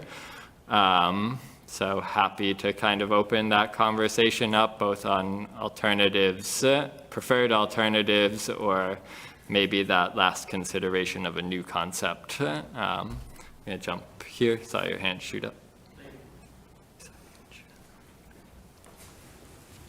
Hi, Bob Coulter, 91 Arcadia Ave. If you are going to rezone an industrial zone, does that mean going forward that if that property goes up for sale and then it is the use of that land, they want to maintain it as industrial, is that a possibility? Or do they have to go over and say, okay, I can't do that? I like to think if we were going through that amendment process would keep allowances and maybe even improved allowances for commercial and or industrial uses. Okay, so to they have the option to. They have the option, but by using that land as space for this density requirement, we're achieving the state's goal, even though it was, the possibility is it is not actually built. Again, this is an exercise in numbers at this point, correct? Correct. I would say at certain levels that housing development, just given the market, is more likely than other styles of development. Sure. But yes. Sure. And I just wanted to make one other comment. Some of the concepts that we've talked about, there's certain areas in the state. I actually work from Everett to Gloucester doing a lot of development. And I see a lot of these new developments and how they go in. Cabot Street, Beverly, it's very dense going up. It looks good. It fits. It's in the downtown area. You go to Everett, 2nd Street, down to Eastern Ave in Chelsea. It is super high density. It is nothing but 5-story buildings as far as you can see. Probably 6,000 units in a quarter mile, right? It is just completely transformed. But it's all compact in one area. Another area is in Revere, Shirley Ave. Now, that was a residential neighborhood, and the zoning was put in that you see a single-family house torn down. Now you see a 20-unit building go up. They never see the sun anymore. That's where these concepts have to be controlled, because if you have that type of development, it's out of control, and it's destroyed the neighborhood. And I hear a lot of people saying that if that goes, that's something that I think we need to really, really consider in our development. Thank you. Heard. Thank you. I just saw the hand, yes, in the blue, and then up front.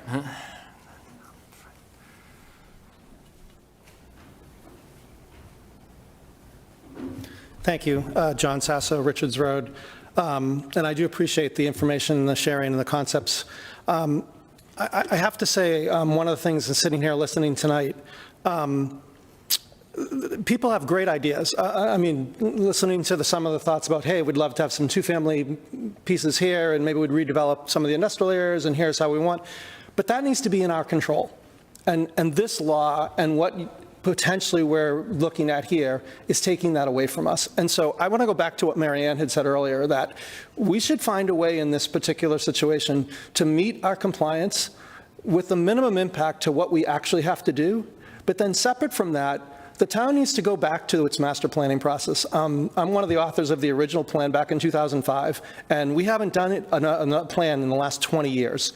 And I can tell you from the perspective of, at that time, housing diversity, the concepts that came out of that were accessory apartments, carriage houses, 40R.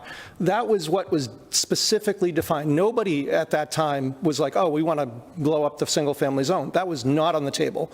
And you can go back and look, not at the plan, but at the action plan that came out of it, the specific details that were put in front of the select board that we managed on a timely basis. So I think the residents tonight have said, we all need more housing. We want to work on that. We want to find a way to manage that. But we really need to be in control of that. And if we start pushing these considerations and these types of activities with 40R and opening these things up, we're going to lose control. I said, I think at one of the prior meetings that, there was a question asked at the select board meeting, what do you want to do at South Main Street? Well, with MBTA communities, if we don't do this right, we're not going to have any control over that. It's going to be housing. So I think we really need to figure out how to make this approach that you're looking at here, some of the concepts you raised tonight, some of the ways to incorporate the ideas about let's overlay things that potentially won't have too much of an impact, and then sit back down, and this is a message from Matt and yourself, that sit back down with the select board and come up with a plan to look at what is it the town really wants to do? What are we willing to give up? Because, yeah, affordable housing, this is absolutely a need. No one's going to dispute that. And I think the community wants to do something in this, but we don't want to be forced into it and put ourselves in a situation that's going to really detract this. Because I know, for example, you guys had concepts about what you'd really like to do the industrial zone, and so we've tried to leave it alone a little bit. I get that. This is an issue, though. We're not going to see the end of this either. I think the state's going to continue on this path, so we need to figure out how to get in front of it, as someone else had said. We've been proactive. We've lost that proactivity. We just haven't gone back to ourselves and done that. So, but thank you very much. I really do appreciate it. Thank you. Thank you very much.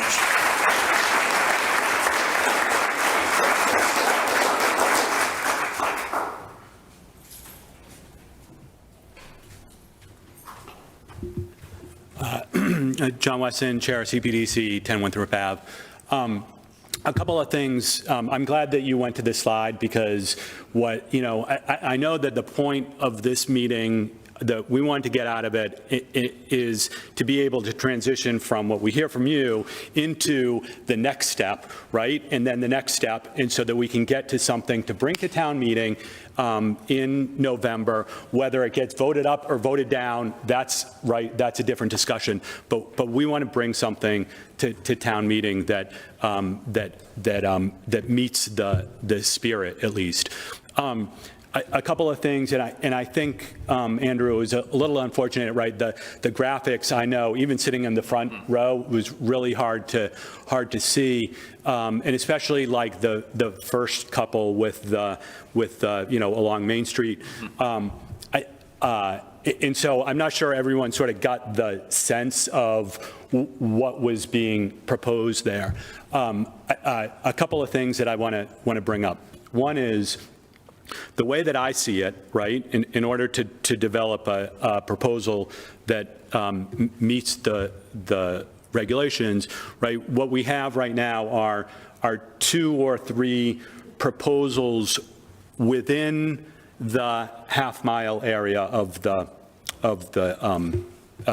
depot, right? We have the proposal that we worked on a few months ago, right, with missing middle housing. There's some work that Andrew did and his team did on what could be done with the downtown district, and then a part of South Main Street still falls within that district. So, right there, those concepts, right. I guess first we need to decide and understand, what can we do? Which of those concepts or which combinations of those concepts do we want to move forward with within the half mile? And then there's another question, right? There could be other ideas that come up about how to deal with the remainder of the requirement that's outside of that, right? Whether it's zoning on top of some other development or South Main Street, North Main Street, right? There's a lot of different options.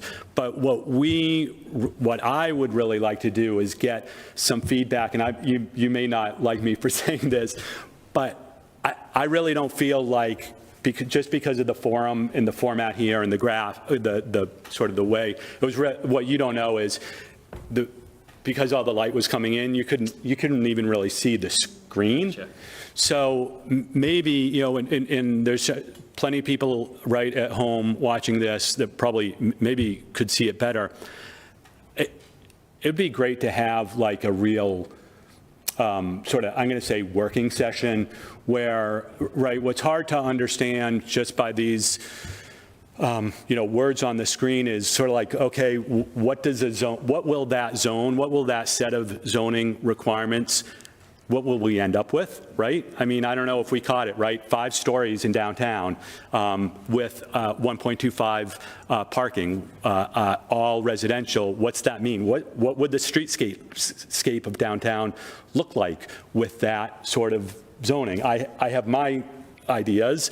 I think that we could, right? Maybe that's not what we want. Maybe it is. Maybe we don't care what downtown looks like. But we need to first grapple with the downtown piece, and then there's a separate piece of, okay, how do we meet the law for the rest, right? We certainly heard, right? Like, let's just get it done. And I understand that perspective, right, of just meeting the letter of the law. So I write 2 things. One is, and maybe when you go home, take a look at this presentation again so that you can actually get into the detail. Feedback to Andrew. I know he's always welcome to it, but perhaps we can set something else up so that we can get into like the, roll up the sleeves and sort of work through what does this zoning really mean in this context. Not will we do it, won't we do it, but at least get a proposal that we can move forward with, because the next thing, right, we heard in the spring, some of the things that we want to do is when we get a sort of a proposal put together, what are those impacts, right? We heard a lot in the spring.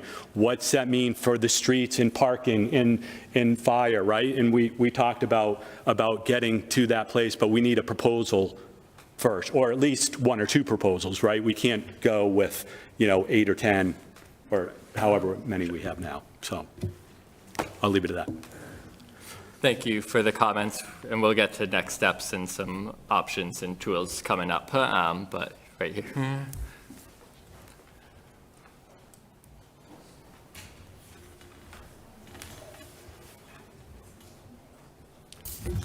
Thank you. John Arena, my wife.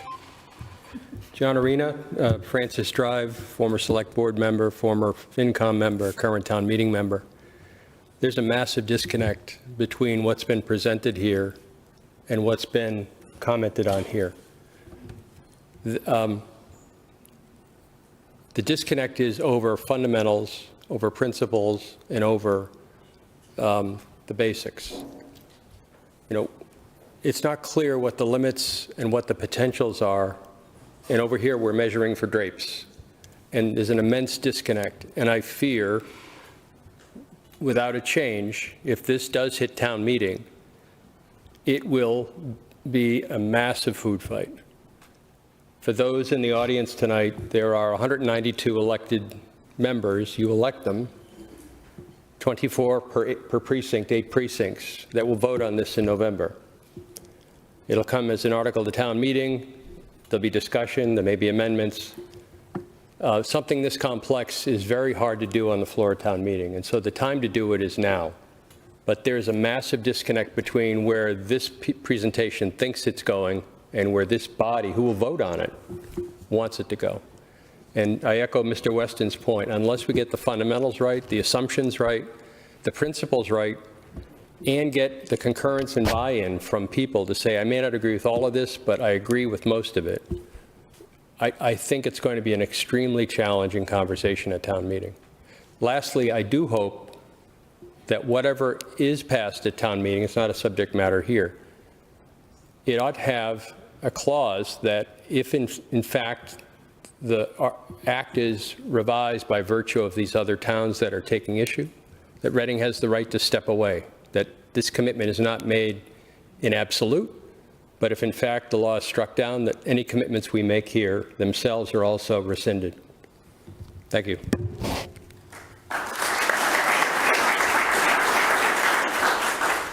Heard and noted, thank you. I saw a hand pop up here, and then Chris.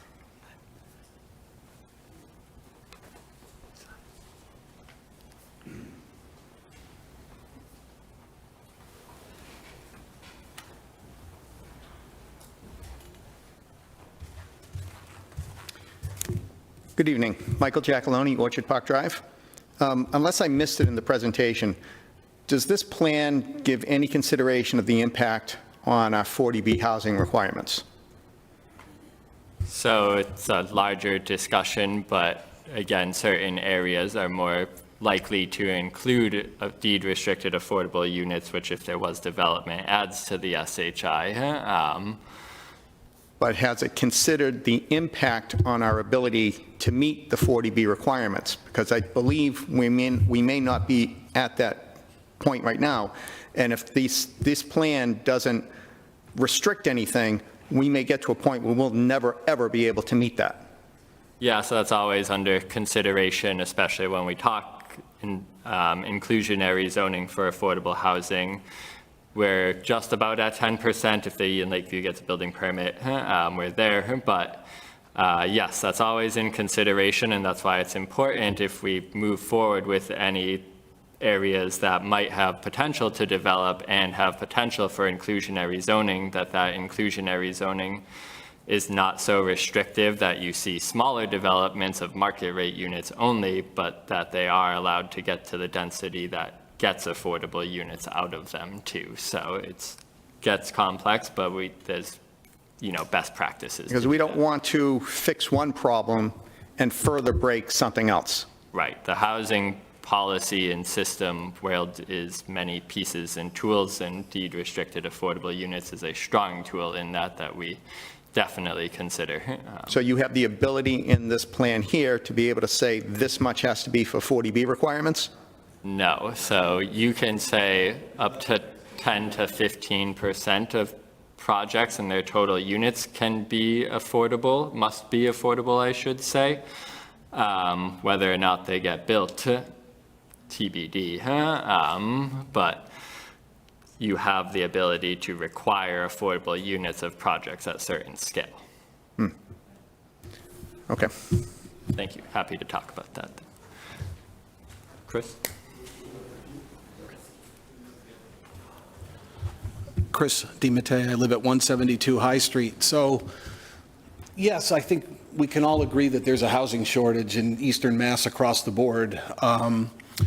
But more to the point, there's an affordability crisis, right? And MBTA Communities does absolutely nothing to address affordability, right?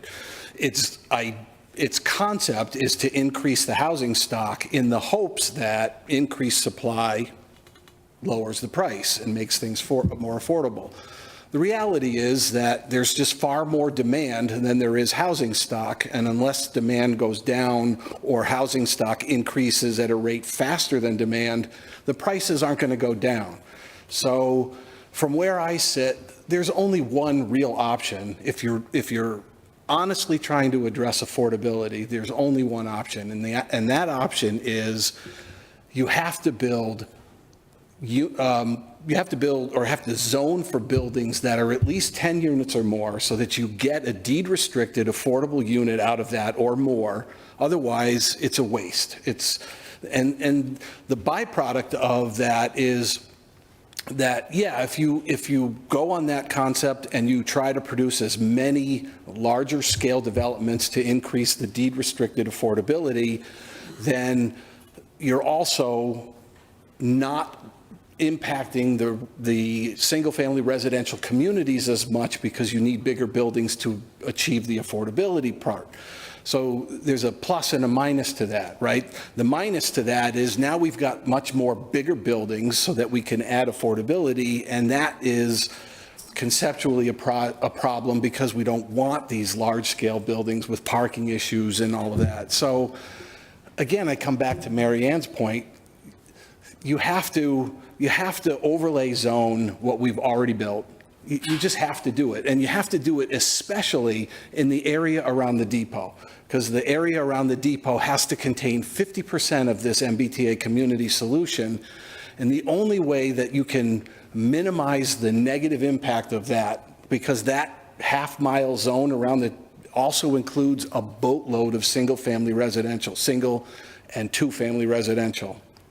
So you have to overlay zone in that as much as possible, and then you have to go and try to build bigger buildings along South Main Street, in the industrial zone, anywhere that you can, so that you minimize the negative impacts to the single-family residential communities that have been the cornerstone of this community for 350 years, or however long we've been in existence. I can't see any other way, because if you don't do that and you spread this out into the community and you build lots, you allow or you zone for lots of 3 and 4 unit concepts in the residential community, the only thing that does is put money in the pockets of developers, because no one can afford, the affordability issue doesn't get addressed, and you're not really, the demand for the units is going to still outpace the supply, and so the price is just going to go up and up and up, and nobody can afford it. At least that's what it appears to me from where I sit. So I hope you can come up with a concept that incorporates the overlay zones as much as possible and incorporates the larger buildings to get us deed-restricted affordability, or it seems like a wasted effort. Thank you. Just while you're... So, yeah, I mean, let's talk next steps. I think some of the concepts are starting to get at that, and these were the first round of concepts. There's always evolution in any given one, but the next steps we would like to try to establish is just letting everybody know of the tools coming up, and that this presentation and maps will be available. But we have a upcoming interactive map that will be available that will have all of these concepts and overlays on it, and any future maps to be developed. And it will have items like, where is the existing multifamily by use? What is allowed under maximum build potential under existing zoning versus any proposed zoning. And as we start to, through probably what is likely shaping up to be a workshop, start to condense on either the downtown or certain other areas, and then wherever that rest 50, 60% is, use that propensity to develop study just to show, right, the lots that could be, where they are, what they could look like under any zoning, and the affordability analysis if necessary for any zones. So we're going to take all the feedback we've heard tonight. I would encourage you to keep visiting the website. The interactive map should be up by tomorrow. I'm away, but I'll be working to get that up there. And hopefully that works out pretty well and is easy to understand, but we're always available. Please keep providing us feedback, especially on any of these concepts as you start to take further looks at them if you have the time. We're happy to take emails, set up meetings, calls, the whole shebang. So we'll look to strengthen, modify, and evolve on the things we've heard tonight, present those changes, give that additional considerations and engagement on the deeper controls, the setbacks, the lot coverages. Maybe that works into a workshop as well on areas of interest that we've heard. Some might matter more than others. Additional concept calculations, right? I think we always try to give as much detail as possible. What's the range of lot sizes, frontages, things like that. and where additional studies noted above are going and where other studies could start to plug into play. So we appreciate everything we've heard tonight. You know, we're scheduled for July 10th. We'll start thinking about more holistically of how that can shape up into more than just a presentation, if it makes sense, and refine some of these details. So there's a general email, there's the project webpage, there's a housing and demographic page, HPP, a lot of info out there, but please reach out at any time, and we simply just appreciate your time tonight. So thank you.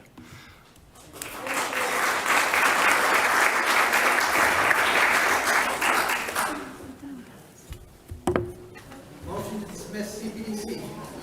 Second. Count that as majority. CPDC is dismissed. They're adjourned.